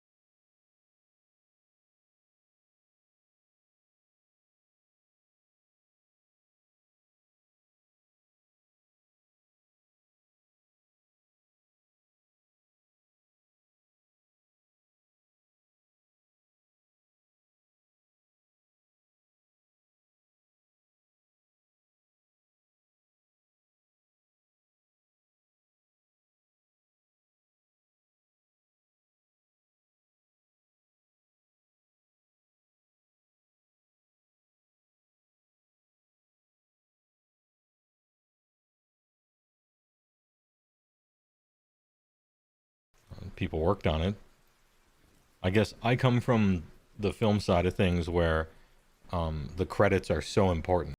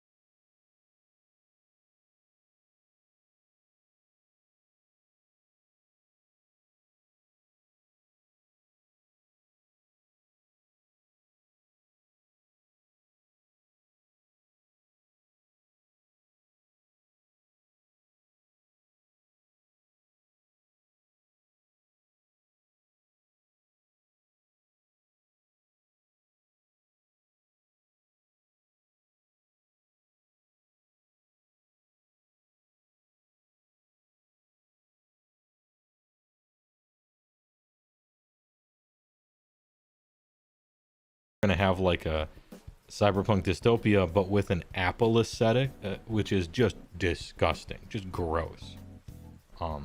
And I'm aesthetic driven, and so now I'm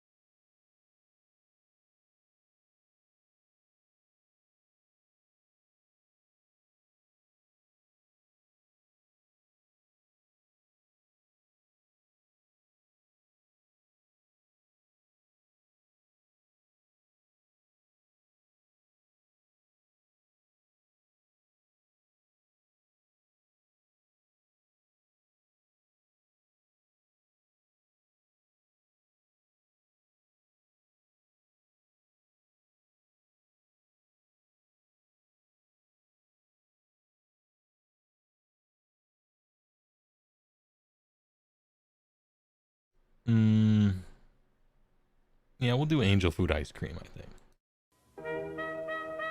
Right now, you could be savoring the rich, creamy flavor of angel food ice cream.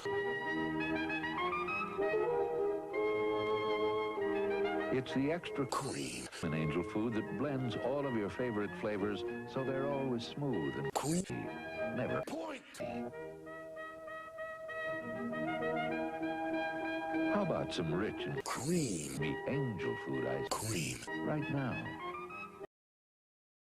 Only 2 hours into the stream? Yeah. It's true. last time we got right into it. Let's get right into it, right? We did that. Because I was pretty sure people they couldn't help themselves, they would spoil it, you know? So,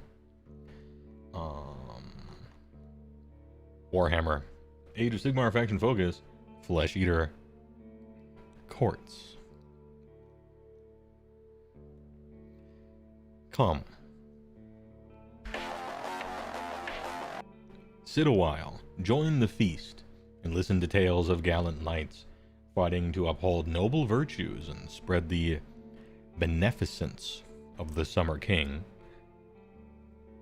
These are the sickly sweet words that the seneschals of the Flesh Eater Courts believe they are uttering, though their enemies instead only hear the guttural howls of ensorcelled mania.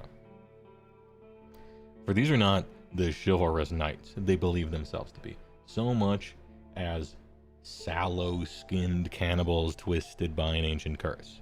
They are hideous fiends, raising banners of flayed flesh and brandishing weapons steeped in festering gore. Suffused, good word, with a reek of death as they pillage and devour. I have accidentally opened a window on the other page. There we go. Nice, there they are. Damn, this guy looks so sick. What a great style. I'm so happy that they took such heavy inspiration from Eldong Ring. I think they should have done that for everything. It would have been an upgrade. You're getting the distinct sense that these are the bad guys. They are, but sometimes it's fun to be the bad guys. It's just a game after all. Their delusion stems from their liege Ushoran, the Mortarch of Delusion. At his behest, they assemble in royal courts ruled by abhorrence, bestial vampires who spread their lord's madness far and wide. They rule their fiefdoms with unique brutality, and might be called to crusade in a twisted mirror of true chivalry. Those unaffected by the curse see them for what they truly are, however, roving hordes of hunched cannibals draped in gore and viscera. Overview. Ushoran, the Mortarch of Delusion, is one of Nagash's 5 most prominent lieutenants. Some consider him the most powerful of them all. Word? I don't know. Archon the Black, kind of up there, right? I don't know. Actually, influence-wise, maybe?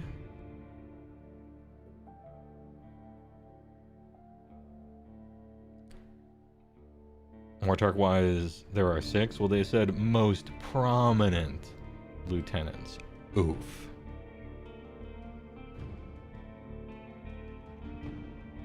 Some claim, however, that he always had been an...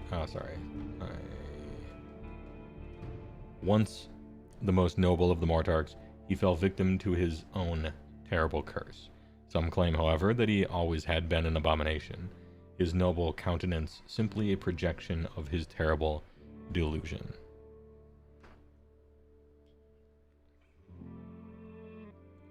Taking umbrage with his new attitude, Nagash imprisoned him in the Shroud Cage. Asterisk. I mean, I won't go read it. We'll read it later. An oubliette, from which he eventually escaped to spread his blood-borne curse. Damn, wouldn't it be cool if they remade that game for Steam? This gave rise to the first of the Carrion Kingdoms, in which vampires tasted his blood, joined him in his curse, and became loci for his maddening deception.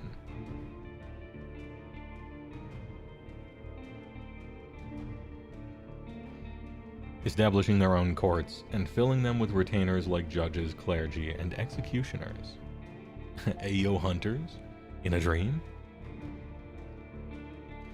They preside over the rotting husks of strongholds long since abandoned by any sane mortal. Twisted perversion of a standing army. Footmen, armed with bone cudgels and knights, rotting gruesome steeds and hunched champions with sharpened fangs. Oh, they got their little parapet guns here. Footmen for free? The ultimate tragedy is that these really were once humans who have now succumbed to the curse. As their bodies atrophy, so too do their souls and minds, but the shared insanity of the flesh-eater courts provides a kind of solace. Battle traits. Here we go. Flesh-eater courts armies can use the following abilities. Alright, noble deeds. Still got those. Each friendly flesh-eater courts hero starts the battle with 0 noble deed points, and they can have a maximum of 6 noble deed points at once. Is this the same as it is right now? I guess I should read quickly. Every time the hero uses fight, after it's resolved, they get a number of noble deed points equal to the number of damage points inflicted by that ability. You don't count attacks made with companions, though.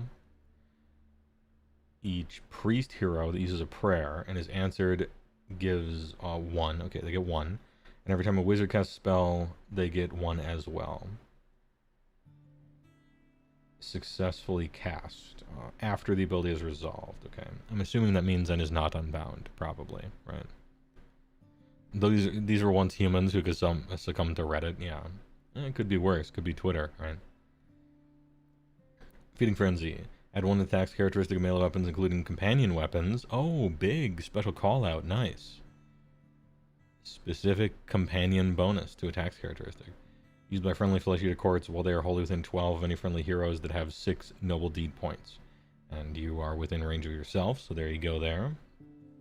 Yeah, no oration, though. The big thing is that there's no speech heroic action, so you actually have to do these things. And maybe sit in the high chair. Yeah, there's no... Unfortunately, you have to actually jump through these hoops to get your points.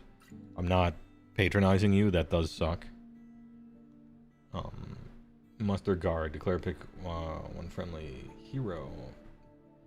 Spend either 1 or 2 of the hero's noble deed points. If you spend 1, return a slain model to his serfs. If you spend 2, return 1 slain model to a friendly knights within 12. Okay. We got some mustering. Oration was something like 60% of noble deed points. Jesus. Summon loyal subjects. Pick a friendly aberrant hero that has 6 noble deed points. Then pick a serfs or knights unit that has been destroyed. Spend all of the noble deed points and then set up a replacement unit with half the number. Okay. It's Battlefield Edge, which is a little, a little worse than just normal deep strike, but sure, it doesn't cost command points, but it costs noble deed points.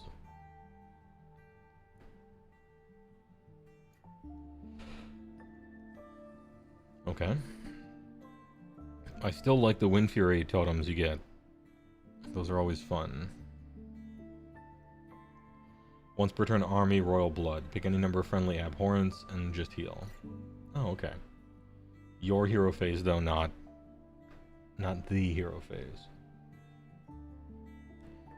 So in your hero phase, all of your abhorrents heal D3. Nice.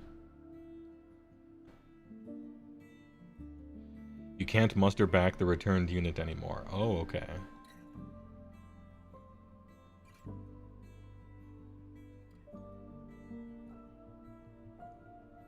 Right, because it's a replacement unit with half the number of models, but that's like how many models that unit has. It's not actually under strength. It's a new unit, so it's like that's what size it is. I see. The last book specifically said you could do it, yeah. For once, the last faction of an edition really was kind of written with the next edition in mind, yeah.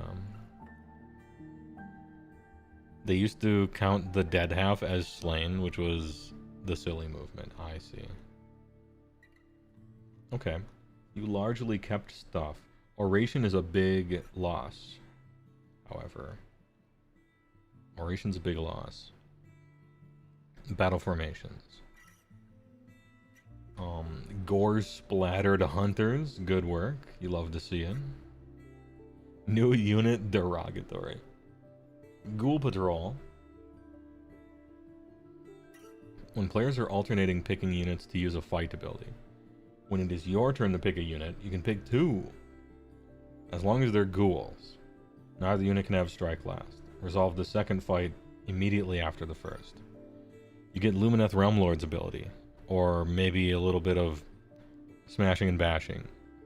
But the units have to suck. It has to be Crypt Ghouls. And Crypt Ghouls are your chaff with a bunch of attacks that suck, right? Do you want this? I guess it's free damage. There's gotta be a better subfaction than this, though. I'm sorry, Battle Formation. Ghoul Patrol is a great name. It comes from... I think the original Flesh Eater Court's book had a battalion named Ghoul Patrol, I think.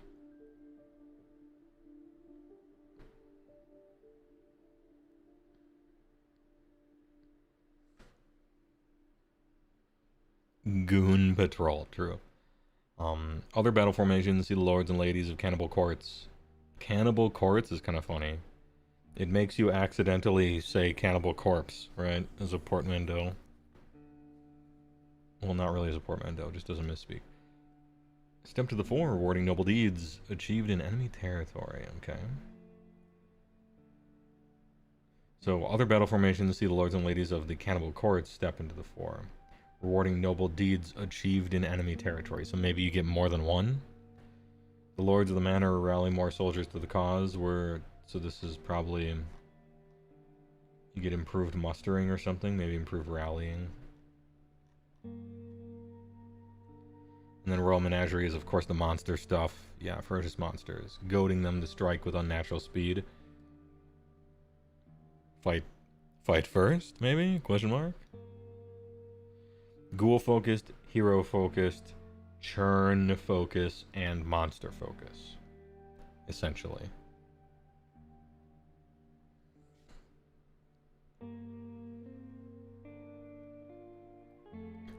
Like the Soulblind Grave Vampire Kin. The abhorrents can wield powerful sorceries. Manifested Insanity. Costs 7. Or it casts on a 7. It summons. Summon Corpse Mare Stampede. That's right, because you have endless spells. There's not a friendly Corpse Mare Stampede on the battlefield. Be friendly, blah, blah, blah. Yeah, with a 9. And then here it is. 10 health, 12 move, 5 up save. Ooh. 7 banishment. Ward of 6. 6 up ward. They do have fly. I figured they had fly. I think all of them. Don't endless spells fly as a rule, I think. Corpse Mare Trample. 10 attacks, 5s and 3s, nil 1. Alright. Your move and phase trample underfoot. This manifestation can move a distance up to its move characteristic, which is 12. And it counts as core moves to use instead of a move.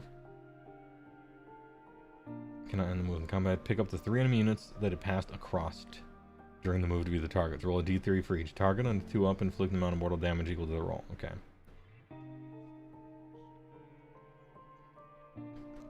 So this is just like a unit. This is like a free unit.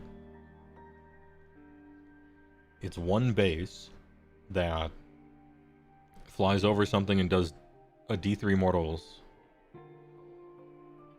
And then charges it. And just has 10 attacks on 5s and 3s. It's going to do like 1 damage. Yeah. This thing's going to do like 1 damage in combat and then 2 mortal wounds from passing across something. And your opponent is going to like be annoyed with it and have to move around it or actually end up killing it. It's very easy to kill, but that's a waste of their combat phase. Okay, so just a free unit. You can drive it around. It's not like particularly great, but just summon it and fucking deal with this, you know? Cool. It's a Stonehorn base? Oh, I didn't know the base was that big. Yeah, they just stand in the way. That's good. I'll switch hands. It's not like the old days where you could block a lane, and if your opponent didn't have flying, they were just stuck forever. Unit focus. Oosh. Big Oosh. Here he is. I liked him before. Do I like him now? Flesh Eater Court's players, did you like him before? He seemed to me to be playable but not mandatory, which is their stated goal for centerpiece guys.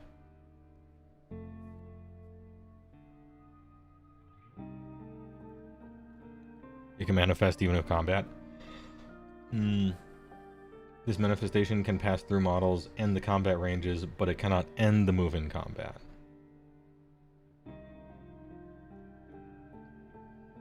He was cool, but now he's a must-take. Uh-oh. They messed up. Control 5, save 4 up, 10-inch move. Pretty slow for a big pile...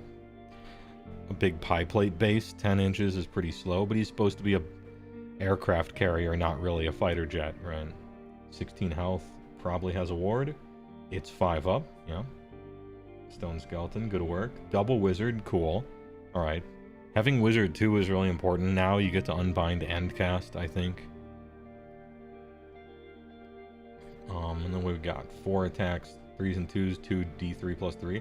Huge fucking scepter. Man's got a goddamn sledgehammer. And then 8 talons, 3, 3, 1, 2, which is still fine. It's actually a lot of attacks. It only goes down by 2 when he's wounded. So his worst weapon goes down by only 2. This guy doesn't really chart that much when he's battle damaged. I've seen a lot more significant battle damages in the game so far. This guy is fine. And plus he's healing anyway, right? He's an abhorrent.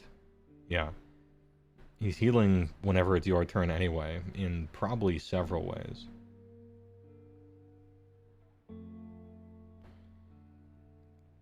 The Carrion King. Well, this unit has 6 noble deeds. The effect of Feeding Frenzy applies to, yeah, massive 24-inch. And then his base is big too.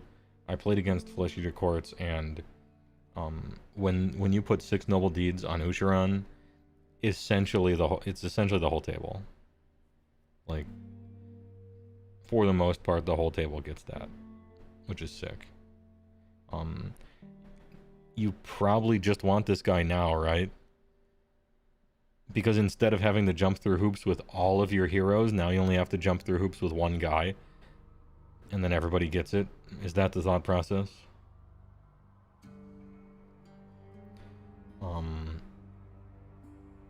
Your hero phase 7. Glimpse of Delusion. Pick a visible enemy model with an 18. Pick one of the target's melee weapons. Immediately resolve combat attacks made with that weapon against the victim. This spell is sick. I remember this spell. That's great. I love it. I would lose to this. He cast this on a Stonehorn and just killed itself. Awesome. This guy's awesome. Choose an enemy to be the victim. He gets 6 points in a single fight phase, probably. Yeah. He has to hit with one of these and one of these. And he basically sets it to 6. Guy slaps.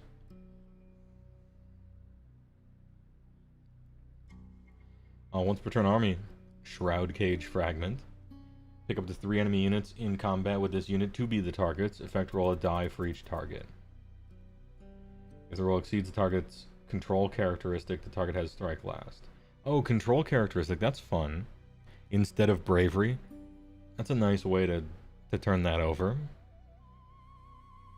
Once per turn army, any combat phase, so it's both your turn, their turn. Nice.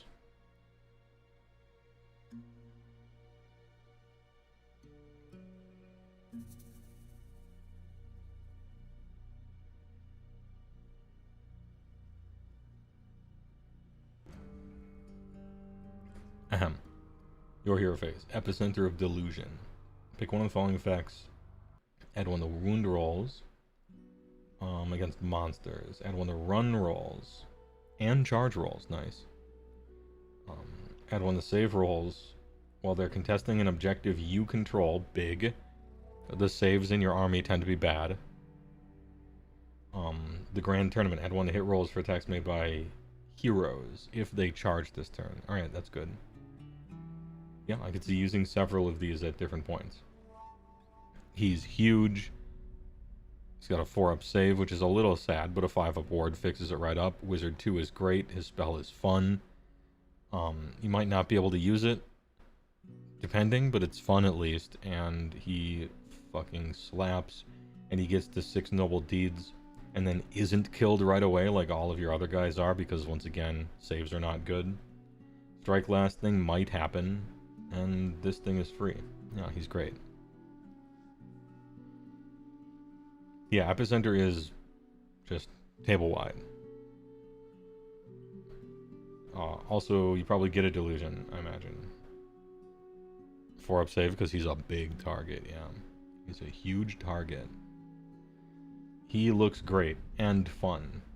Nice. Flesh of your Courts is exciting so far. Most units are control 1. Yeah, so like not heroes, right? But most of the stuff he's going to end up fighting, this thing is probably going to equate to like on a 3-up. Against infantry, often probably a 2-up.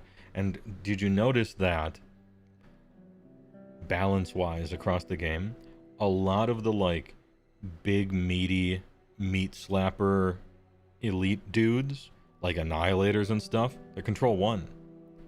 Because you're supposed to control with your shit troops and then fight with your fight troops, and the fight troops aren't supposed to capture well. Well, they are punished for that balancing.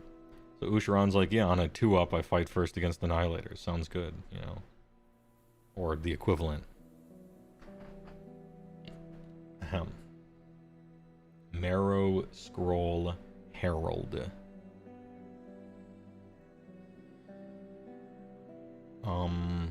5 attacks, 4s and 3s, 1-2. 5-up save.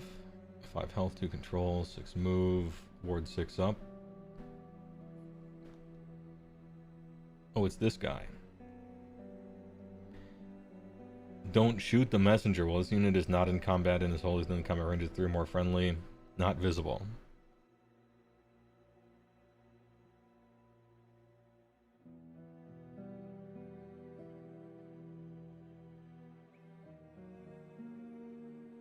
Ahem.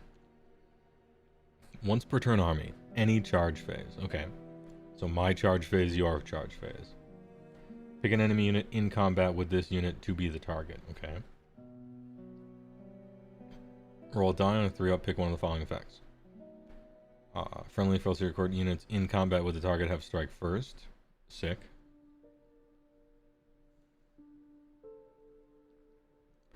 Welcome the Disciple. Target has the infected keyword for the rest of the battle. Oh, what's that? What's the infected keyword?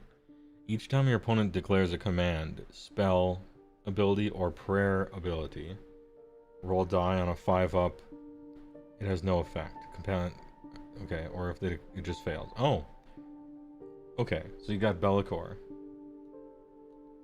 Now, it's not full Bellicor. You have to charge this guy's ass into combat, and then use this ability to Bellicor something, and with 5 wounds on a 5-up save, he's fucking dead later because of that. But you get to overextend him into a Bellicor if you want, I guess. That's very unlikely. It's only on a 5-up.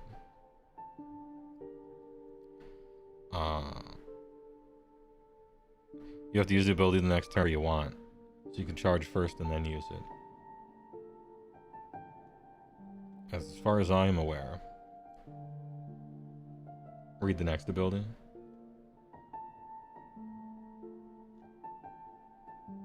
Don't shoot the messenger, you mean? That one?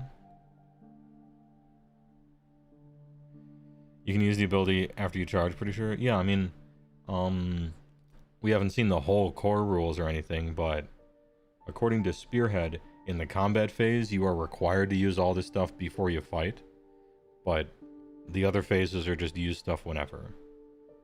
Maybe that's not what it ends up being, but as far as I understand it, it's how it is. If he couldn't use this the turn he charged, this guy would be useless.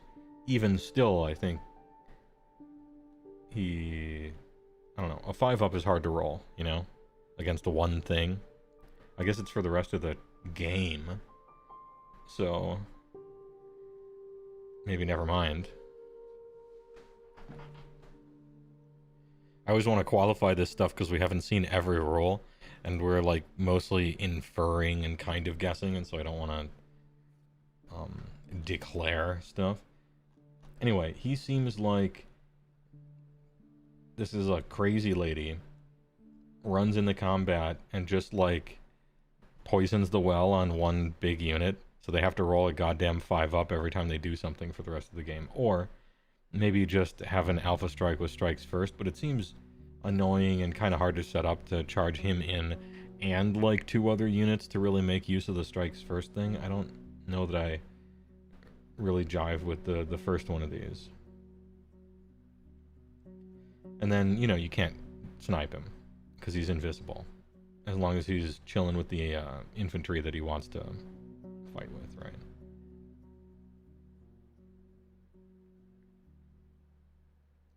Then offers the bone. Crypt Guard. 1 health, 6-up save. They got musicians and standard bearers and champions, 6-up ward. 10-man unit, count as serfs.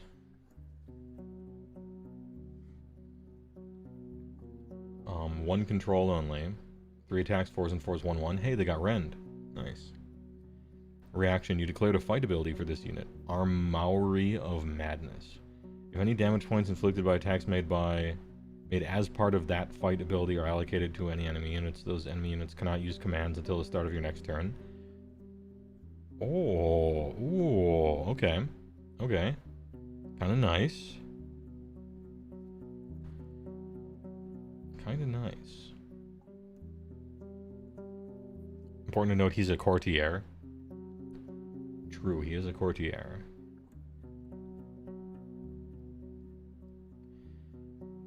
Till start of next turn. Start of your next turn. So, could be, you know, opponent goes and then a double, maybe. Like, start of your next turn. Why did Games Workshop just not replace ghouls with Crypt Guard? I don't know, and I think they should have really done that. Yeah. I'm with you. I don't know why. They should have.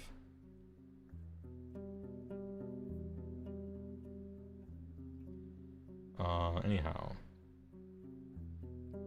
This is... I don't know if this is... It's less good than it was in 3rd, obviously. In 3rd edition, turning off commands means essentially that the unit has -1 armor, right? For the most part. In this edition, I don't know how much people are going to do all-out defense or all-out attack. I don't know how precious they want their command points to be. Charge on the opponent's turn sounds real good. A lot of people have a lot of really powerful commands, you know? So I don't know how just automatic, oh, you're roared, now you can't all-out D, and now my guys have +1 rend is. But when it does matter, the command abilities are really strong, right? So I still think it's good. The frequency probably goes down, but the power level goes up, so take it or leave it.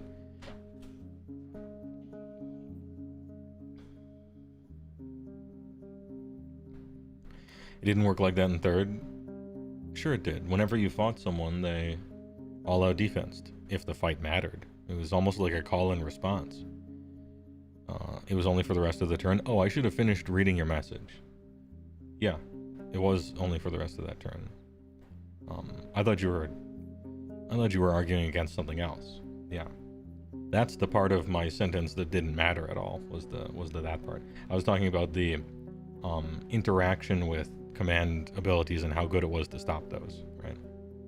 That wasn't really part of the subject. Tradition version of these, Crypt Guard, was until the end of the turn. Yeah, okay, I see. Yeah, I was talking about how strong stopping commands was, not like however long it lasted. They're pointing out this is an actual buff, in a sense, right? Because it lasts twice as long, which, you know, that's rare. Usually we're kind of paring stuff down, so it's nice to see some buffs here and there. We saw a lot of them with Stormcast. Big buffs, you know. Royal Bodyguard. While any friendly Flesh Eater Courts heroes are wholly within combat range, both this unit and those heroes have War to 5 up. Dude, this unit is sick. I don't know what it costs, right? And points are going to decide, but this is a great war scroll. Dude, Crypt Guard are sick. 5 up ward for them and their hero.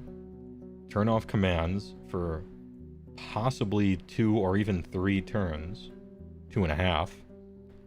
They have rend. Some attacks. Like, they're okay, their damage isn't great. And get 10 dudes. This shit's sick.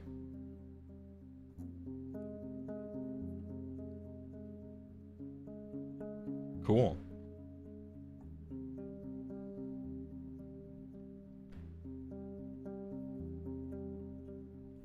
Yeah, they must stay alive for that 5 up. It's like a static effect for as long as it satisfies the requirement, right? It used to give Big Oosh a 4 up potentially. Okay, so this unit that I think is good used to be better for Big Oosh, huh? Yo, we back? Action. We died, but we're back. Chill. Alright, everyone hold. Yeah. Twitch won the double turn. We're good. Everything's under control. Revenge of the Solar Storm. It's happening. Alright. Taking the double. Ashen were merciful this time. Good, good. Yeah, everything's fine. Everything's under control. Royal Zombie Dragon. Here it is. Zombie Dragons. So, I think I have a little bit of... My sound is breaking up. How about now? New and improved.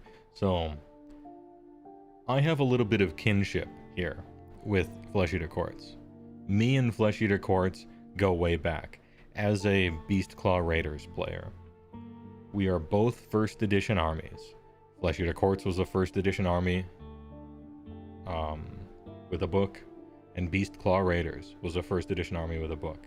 And at the tail end of first edition, Flesh Eater Courts and Beastclaw Raiders, the factions, were the 2 worst armies in the game that had books, right? And so we stuck together, FEC and BCR. And then also, we had Thundertusk that did 6 mortal wounds on a 2-up, right? We had Stonehorns halving all damage, run and charge, 20 inches of movement. Flesh Eater Courts had the activation wars, always strike first on both players' turns, the scourge of the tabletop. And so both of us were the worst army in the game for a little while, and kind of a problem for a little while. For Royal Zombie Dragon, yeah, the Activation Wars was in 2nd edition. I was talking about 1st edition for when we were both bad, but in our histories, the time at which we were good was different, but the time when we were bad was the same. Anyway, I feel guilty being so excited for your FEC and watching HeyWoah unravel on yesterday's stream. There's no competition here. It's fine. I'm sad about some of the changes to my army that don't seem very fun to me. It has nothing to do with Flesh Eater Courts. If I had my option, everybody would be happy about their army. Well, we compete when we're on the table. I'm not competing in a lobbying sense, you know. Anyway, Royal Zombie Dragon. 12-inch move, 4 up save, 14 health, 5 control. Essentially a Huskard. Okay. Old Huskard, we'll say. 6 up ward, fly. These are the ones that don't have guys on top of them. And historically speaking, the ones that don't have guys on top of them have been trash. We'll see about now. It would be a dawn of a new day if they were. Pestilential Breath. 10-inch range, D6 attacks. Oof, sorry. I don't really like D6 attacks, so that's a rough one, kid. Sorry about that. 2s and 4s, 1 rend, 3 damage, shoot in combat. Weird. What a weird attack profile. They're getting weird with it. Draconic Maw, 3 attacks, 4s and 2s, 2, 3. Decent, low number of attacks. 4 is kind of rough on the hits. Claws, okay.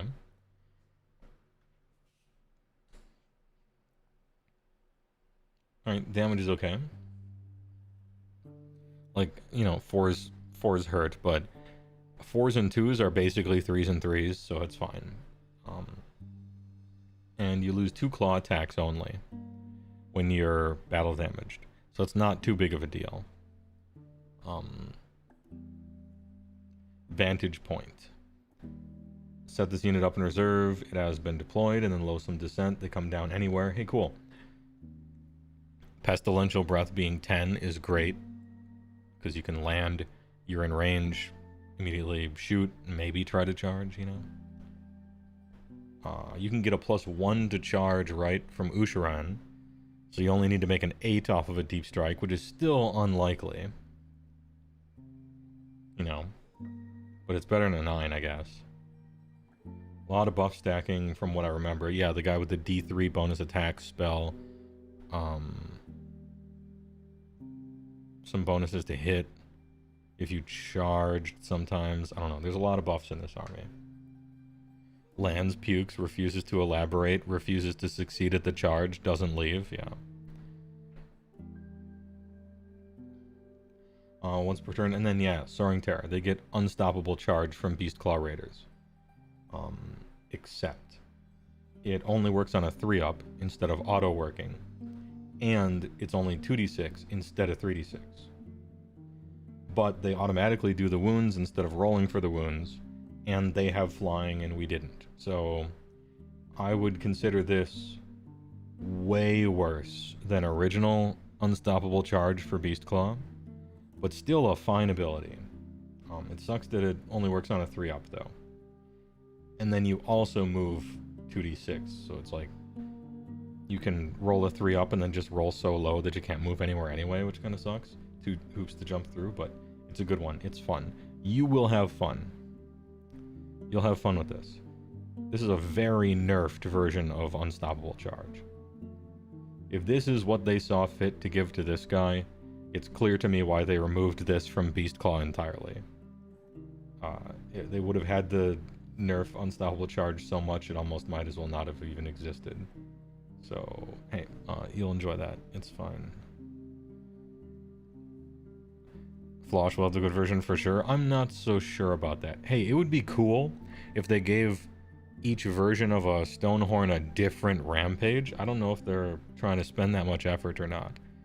But hey, thanks for the additional hopium that I can collect and then alchemy into copium in a few weeks when we find out all the rules. I appreciate it.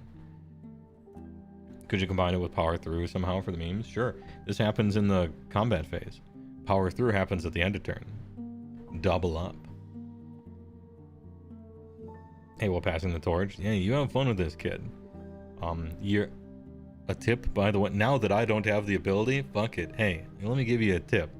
If you're the opponent, get yourself a Stonehorn base and just put it places when you're pushing your guys up just to see where they could land. See if they can fit, and then make sure they can't. Just with an empty base. Just thinking ahead. Anyway, the word from the studio, Jimbo. Hey Jimbo, what do you got for me? It's all about racking up noble deeds points, and noble D's points, spending them wisely while commanding these delusional cannibals. If your heroes can demonstrate their prowess through enough acts of authority and fruitfully engage enemy leaders in mortal combat, they will inspire their subordinates to fight more valiantly. Through, not only can they incite their followers into greater acts of violence, but they can also rouse their knights and serfs, encouraging them to either churn the butter with renewed aplomb, They bring wave upon wave of warriors to the battlefield, overwhelming enemies in hordes of ghouls with scarlet maws, filthy claws, and rusted saws. Yeah, should have been saws. You know, hordes of ghouls with scarlet maws, filthy claws, and rusted saws. That's what it should have been. Hire me. And we got carrying retainers. What's this? Oh, spearhead. Okay. More Beheg Knights. 4 health, 4 up save, 12 fly. Nice. 6 up ward, just like everybody. Grizzly Lance. Anti-bear. 2 attacks, 3s and 4s, 1/1. Charge +1 damage, sure. And then Night Shrieker. 3 and then 4 and 3. 1/2. Okay. So you got 5 attacks on essentially 4s and 3s, 1/2. Or 3s and 4s, 1/2. Alright. 5 attacks. No champion, but it's spearhead. There probably would be a champion, I bet. So it's 16 attacks. 16 attacks on 4s and 3s, 1/2. Alright. That's alright. Probably has a champ and a musician as well, I would imagine. Predator's Pounce. This unit can use charge even if it used a retreat. In addition, it doesn't take mortal damage in retreating. Yo, retreat and charge? Big. Okay. Retreat and charge, kind of nice. 4 wounds is a lot for Cav, too.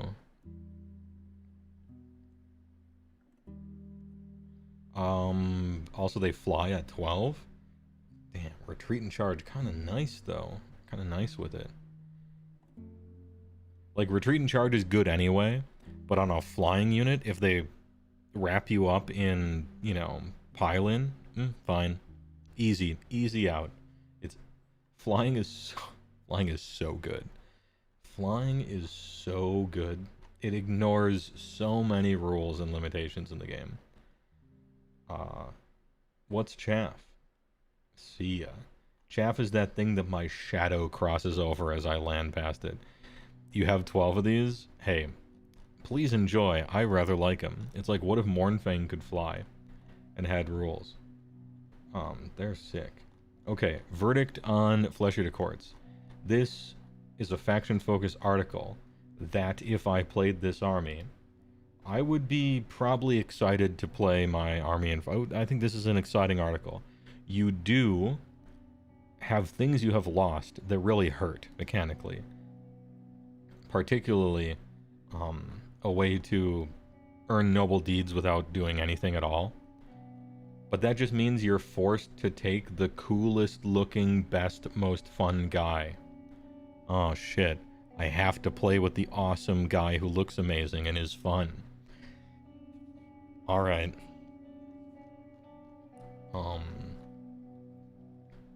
Yeah. Battle trait's cool. Royal Blood is just a nice little effect. Feeding Frenzy is great. Ghoul Patrol is funny. Corpsemare Stampede is like, I mean, it's like a body blocking thing. Every endless spell is going to body block. This base is big. I would probably be choosing a different endless spell. Depending on what they do, you know, probably the Chalice, let's be honest. Ushoran, S tier. Not in power, but just in fun and like what his stuff does. We don't know the cost yet, right? Marrow Scroll Herald. I don't know if... it's okay. He's okay. I don't know how sold I am on him. But he's probably not terrifically expensive. Maybe he's a try before you buy. Crypt Guards seem great. Royal Zombie Dragon. Even though Soaring Terror is a great ability and, you know, you kind of slap a little bit, I would probably place a Abhorrent Ghoul King on top of one of these guys, and then maybe now we're talking, right? We'll see how that one turns out. And, dude, Morbeg Knights seem good. Especially compared to 4th edition War Scrolls we've seen. Yeah. Flesh Eater Courts. I read Flesh Eater Chords, and I'm hype for Flesh Eater Chords, although you did lose some stuff. I read Stormcast Eternals, and I've never seen Stormcast have more exciting rules ever. Which, okay, the bar isn't very high on that one because I don't think they've ever had really exciting rules. Soaring Terror seems a bit hard to use with those pie plate bases. It's only 2d6, remember. So when you're remembering Beast Claw that used to roll 3d6 and sometimes just like leap over something and land, you're probably almost never going to be able to do that. With Soaring Terror, I think it's going to be one of those you lift up and then you like do one of these and then just kind of land back down. It seems like more what they're doing with it, unless you just spike a 12 or something. So it's not as crazy as Unstoppable Charge was. Anyway, Stormcast, very exciting. Skaven, excited. Gloomspite gets disappointed for the battle trait. Everything else looks good or fine, and we just don't know enough yet. They have a shitload of units. I want to see what they all do. I'm not disappointed. It's just I wanted some iteration on that battle tactic, or that battle trait. And some of the other units are kind of like, okay, I don't know how this is going to fit yet. Nighthaunt, looking great. Curious about Lady O, not sure about her. But she does have a good once-a-game ability, I guess. And she has 7 wounds. She's a lot more durable than you think. Her spell's kind of weird. I don't know how important the capturing ability is. I don't know about Lady O. Everything else looked good, though. Sea of Sigmar looks great. Crowded Overlords, every single time anything changes in the game, Crowded Overlords are completely different than they were before, and I just don't know enough about them. And they change so much every time anything changes that I can't say. Some of the stuff looked cool. I'm not sure. Tzeentch looks super good. Super good. And Ogre Mod Tribes, I don't know that there was a single exciting thing in though. It was just a bunch of like play style changes that were sad. Yeah.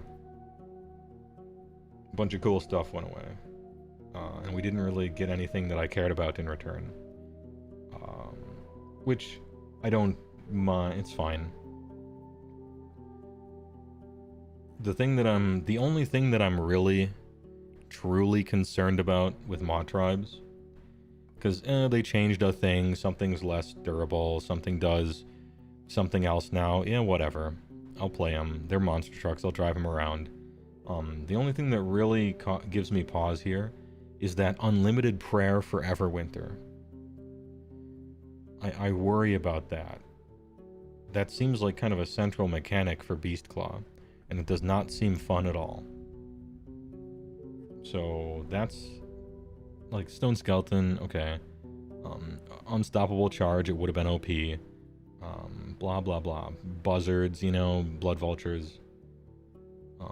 Yeah, losing all the cool parts of the army did suck, but I just hope the playstyle is still fun. That's the thing I actually care about, is the playstyle. Numbers, whatever. I care about the playstyle. So, impact hits having a 33% chance to do nothing, that sucks. And I don't want to fuck with terrain and Everwinter terrain hugging next to it. It doesn't sound very fun, so I'm not... That's what gives me pause. The numbers shit, they'll figure the numbers out, you know. So far, so good on all these faction focuses. They're almost all really hype. There's a little fly in the ointment with Gits, just a little bit. Maybe a question mark, just a little bit for one thing in Nighthaunt, you know. I have no clue with Corroded Overlords. Some KO players are just going to have to tell me whether that's good or not. Every time their army is just like a big puzzle of interlocking pieces, and I don't have time to learn everything for it. You'll have to tell me. And then Ogres, that was a rough one, kid. But sky isn't falling. Have they said if they're going to refresh the starter boxes for 4th? Not sure. Not complaining, but the Zinch Focus definitely did not make you excited to put them back on the table. Oh, really? Okay. Didn't like the weird fire thing. Didn't want to play a kind of a Nurgle army for some reason.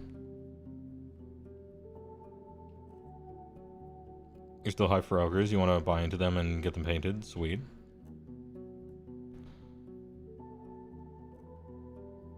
Frigate's your only charge phase. Boo, never mind. Oh, you can't frigate your opponent. Hey, don't forget about it.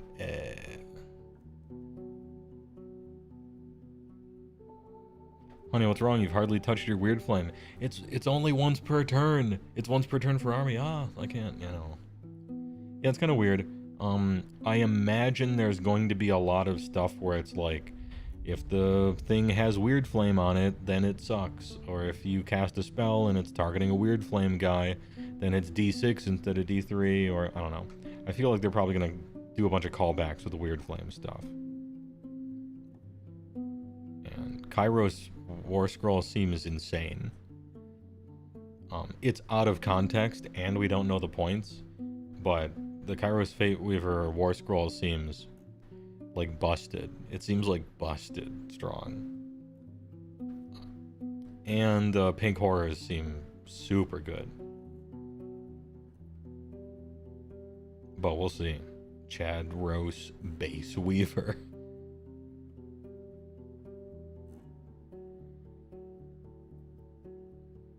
You don't think Iron Gentlemen and Cruel Boys will get different previews unless they release the IJ Spearhead too? Yeah, maybe, we'll see. I sure hope they do, but the collective hopium of everybody isn't going to move the needle, right? We'll just have to wait and see. Slaves to Darkness is coming up. I'm very interested in seeing Slaves to Darkness. I want to see some Mega Gargants. Very interested in what they did to those guys. I want to see some more WWE rules. I want more suplexes and power bombs and can openers and stuff. I think that shit is funny. And I want them to lean into that for Mega Gargants. Yeah, I want you to, if you DDT your opponent into the objective explodes, you get an extra victory point, and then it's removed from the table. Release a cage around an objective and put a ladder in there with a suit of money at the top of it. I don't know. That shit would be sick. Gargants could have really fun rules. Right now, I think they're too passive. I don't think you should have an army that just stands there, and if your opponent can pass the DPS check, they win, and if they can't, you lose. It's too passive. And also it means that every future GHB, nothing's going to matter for them. And I bet, since they're going back to the drawing board on a lot of this stuff, I bet they're thinking, hey, we're going to want to release GHB seasons, and wouldn't it be nice if Mega Gargants could do anything with any of them? So why don't we write Mega Gargants with that in mind for the future? Anyway, I think Gargants are going to be good. Copium take, I guess. I think Gargants are going to be very different, is my guess. Because I think they're going to rewrite them so that they work with seasons. And also just stand there and don't die is like possibly too passive. And it's not a good experience. The bounce off experience, right?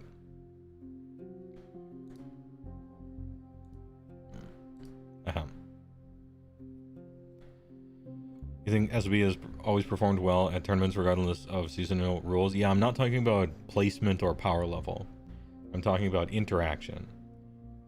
They essentially don't interact with seasonal rules ever, and I think that's a shame. They should want to buy the GHB. They should want to change their army up for this season or have it kind of matter, you know? And then also be a little more in control of their loss or victory, I think.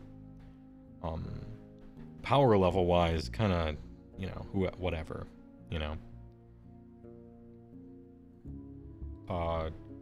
For the majority of Age of Sigmar, except for essentially 2 blips, once for a few weeks, 2 of their units were really good, and then at the end of first they were really bad. But aside from that, Ogre Maw Tribes has essentially sat at like 46% for the lifetime of AOS. I'm not really concerned, unless it's an extreme, with power level. I'm concerned with how it plays. Is it fun to play that and do those things, right? So that's what I'm more caring about. Like, if they got rid of impact hits, I would probably stop playing the army. Because that's what I like, is going fast and playing like a tempo sort of gameplay, doing charge rolls and getting impact hits and doing damage outside of combat in a fun but stupid way, you know. That's what I like about it. If they got rid of impact hits, then the playstyle would change. You could make Ogre Maw Tribes twice as powerful, just numbers, right? Like Stone Skeleton, 3-up ward. Marathi ability on Frostlord just can't die until turn 3, right? There's like a tiny Frostlord raccoon over here, and they like share life force between them. The Rock Hard Horns, damage 6, rend 5, like whatever. But if they're move 4, then like I don't care. If I wanted a powerful army, I would have chosen a powerful army. I liked them because of their aesthetics, their lore, and the style of gameplay. So, yeah, it's not fun to do. If it's not fun, why play it? Well, sometimes, for some people, it's fun to win. And I don't want to diminish that. It is fun to win. And sometimes, if your main goal is winning, you do have all these other little side goals, and those matter too. You know? Nothing really wrong with that. A lot of people like to pretend that they don't care about winning, but I've seen them complain online. They do. You know? Because they think it's virtuous not to care at all if you win or lose. I think it's kind of silly. It's posturing. You care to some degree, you know? And then maybe you try to wiggle out of it like, oh, I'm looking for having a good game, not necessarily winning. Okay, cope, right? I don't know. It's fine. It's okay to admit things. Just do what you like.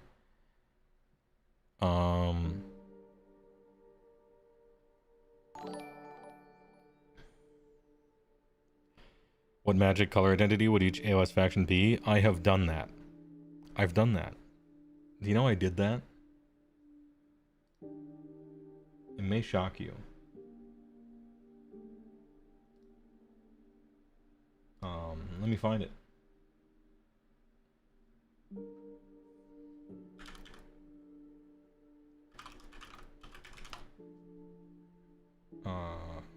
Fuck was the website? MTG custom card maker online? Some fucking website. Cardsmith, I think.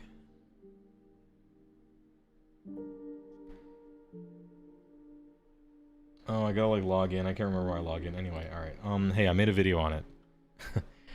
I gave color identity to every army in the game. And I made them all a commander that was custom. So, and I explained my choices in that video. And it's a video no one watched, because no one gives a fuck about your custom cards. Which is fair. This isn't a complaint. I don't give a shit about your custom cards either. So we're even. But it was a fun exercise anyway. Welcome to Age of Sigmar. You're getting an AOS because you love fantasy more than sci-fi and you're tired of 40k. You want to learn AOS and have fun. Hey, please enjoy. I hope you do. that was legit the ending theme of this week's Trapped Under Plastic, Miniac and Ninja agreeing that they just want to win. Yeah, it's fine. I played Magic professionally for, I don't know, a decade and a half. I like to win. It was financially in my best interest to do so. And so I played whatever would win. I was able to find the joy, find the fun of the mindset of all of those decks, for sure. I'm like, oh, you know, sometimes it's fun to get into the mindset of the aggro player. Sometimes it's fun to get into the mindset of the control player or the combo or whatever. That shit's fun, you know? But first and foremost, I am here to win money. After that, I'm here to enjoy myself in all the other little ways. And those are important too. There are decks that were so obnoxious that even though they were technically good, I wouldn't do, right? But it just depends on what you want. There's nothing really wrong with that.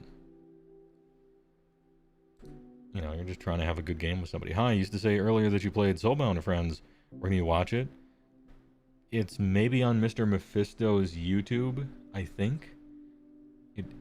I think the old episodes may be on there, yeah. Mr. Mephisto on YouTube. I don't know that if he maintains it or not anymore. Hey, that's a good question. So maybe it's that. I would have to look it up and see. I hope it wasn't just on Twitch and now the VODs are gone forever. That'd be a shame. Because it was me, Mr. Mephisto, Vincent Venturella, Tom Lyons, and Strength Hammer. And it was fun. It was a fun time. We had like 10 sessions or something like that. We all played funny little characters.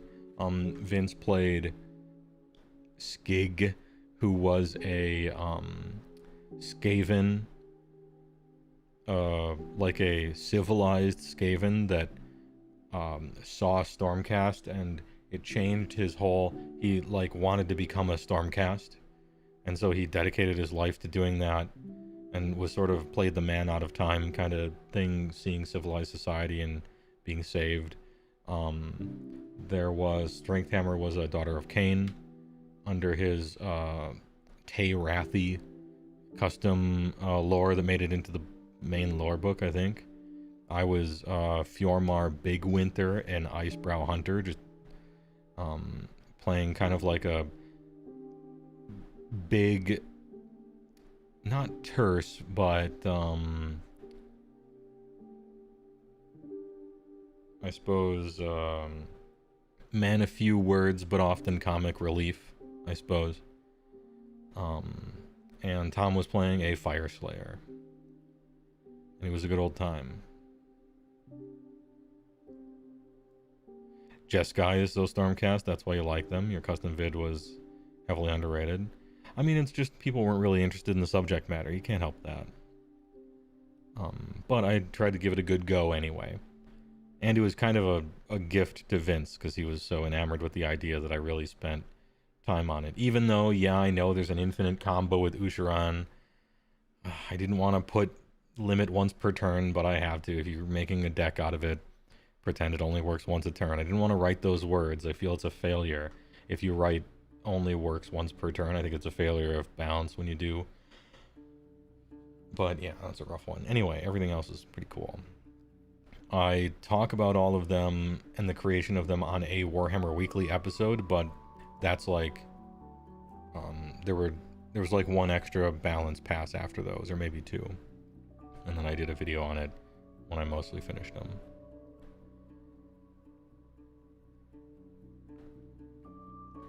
AOS seems much more about the fun of the universe and what the identity of each army is, so you're looking forward to Ogres, yeah. And there's a lot of, I don't know, I bet 40k has plenty of this now anyway. But it's a lot about your dudes. People have very little care about what the official color scheme or the official sub-faction or the official lore, or, well, technically this guy wouldn't do this thing, or this guy wouldn't have this gun, or this thing wouldn't be in that, and no one gives a shit. They're just like, these are my dudes and they're custom, and this guy's got this thing because it's just cool. And everyone's like, all right. Anyway, I don't mean to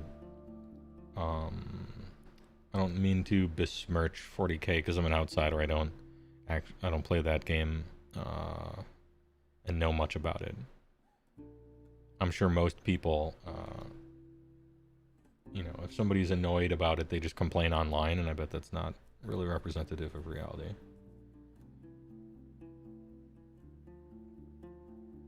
And your local scene is going to color your opinion on stuff.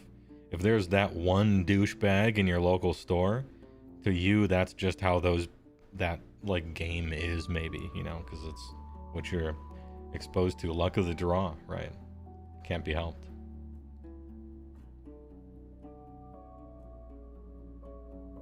We've been staring at this actual website. Hey, apologies for that. Anyway, chat, I did drop internet one time. I think we're fine, but I'm cutting it off anyway. Please, oh yeah, join Discord and post for the gathering of 40k tier list thing for Monday. That should be kind of fun, I think. And also, I'm gonna start advertising this early. I'm doing a Rifts game. I'm going to GM a Rifts game in probably 2 weeks on the weekend. It'll be the return of weekend streaming, Saturday, I think. And I'm gonna DM a Palladium Rifts game with mods as players. And so I hope you look forward to that if you're interested. It's gonna be a wild ride. I'm gonna have, what are those things called? Props. And like, you know, overlays and stuff and pictures. We'll see. It's an experiment. We'll see if it works out. If it fucking sucks and you don't like it, then we'll just stop doing it. We gotta figure it out. Yeah, prop comedy. Carrot Top over here. Big LARPing. Anyway, I think you guys might like it, but I'm kind of planning stuff for it. Anyway, TY for watching. I appreciate it. Thanks for the subs and the bits and the primes, and thanks for holding for that blip on the internet. No big deal. See you guys Monday for big content. And I will explain the whole Rifts thing. Don't worry about it.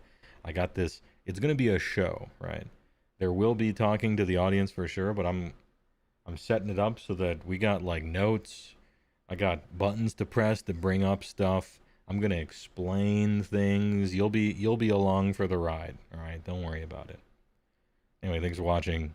Stick around for a raid if you feel like it and somebody's online to get raided. See you Monday.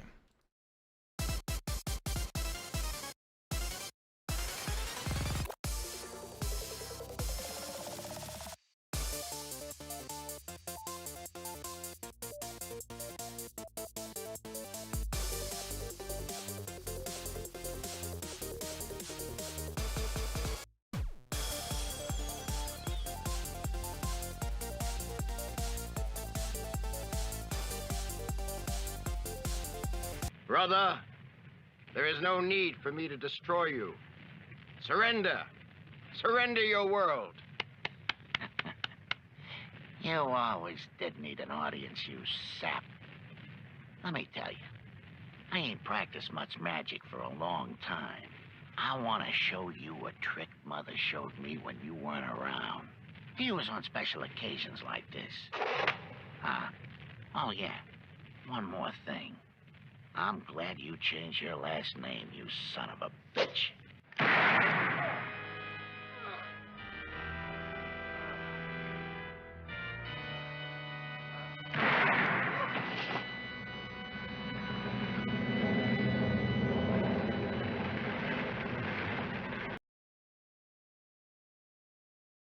Comes into your house, you just chill.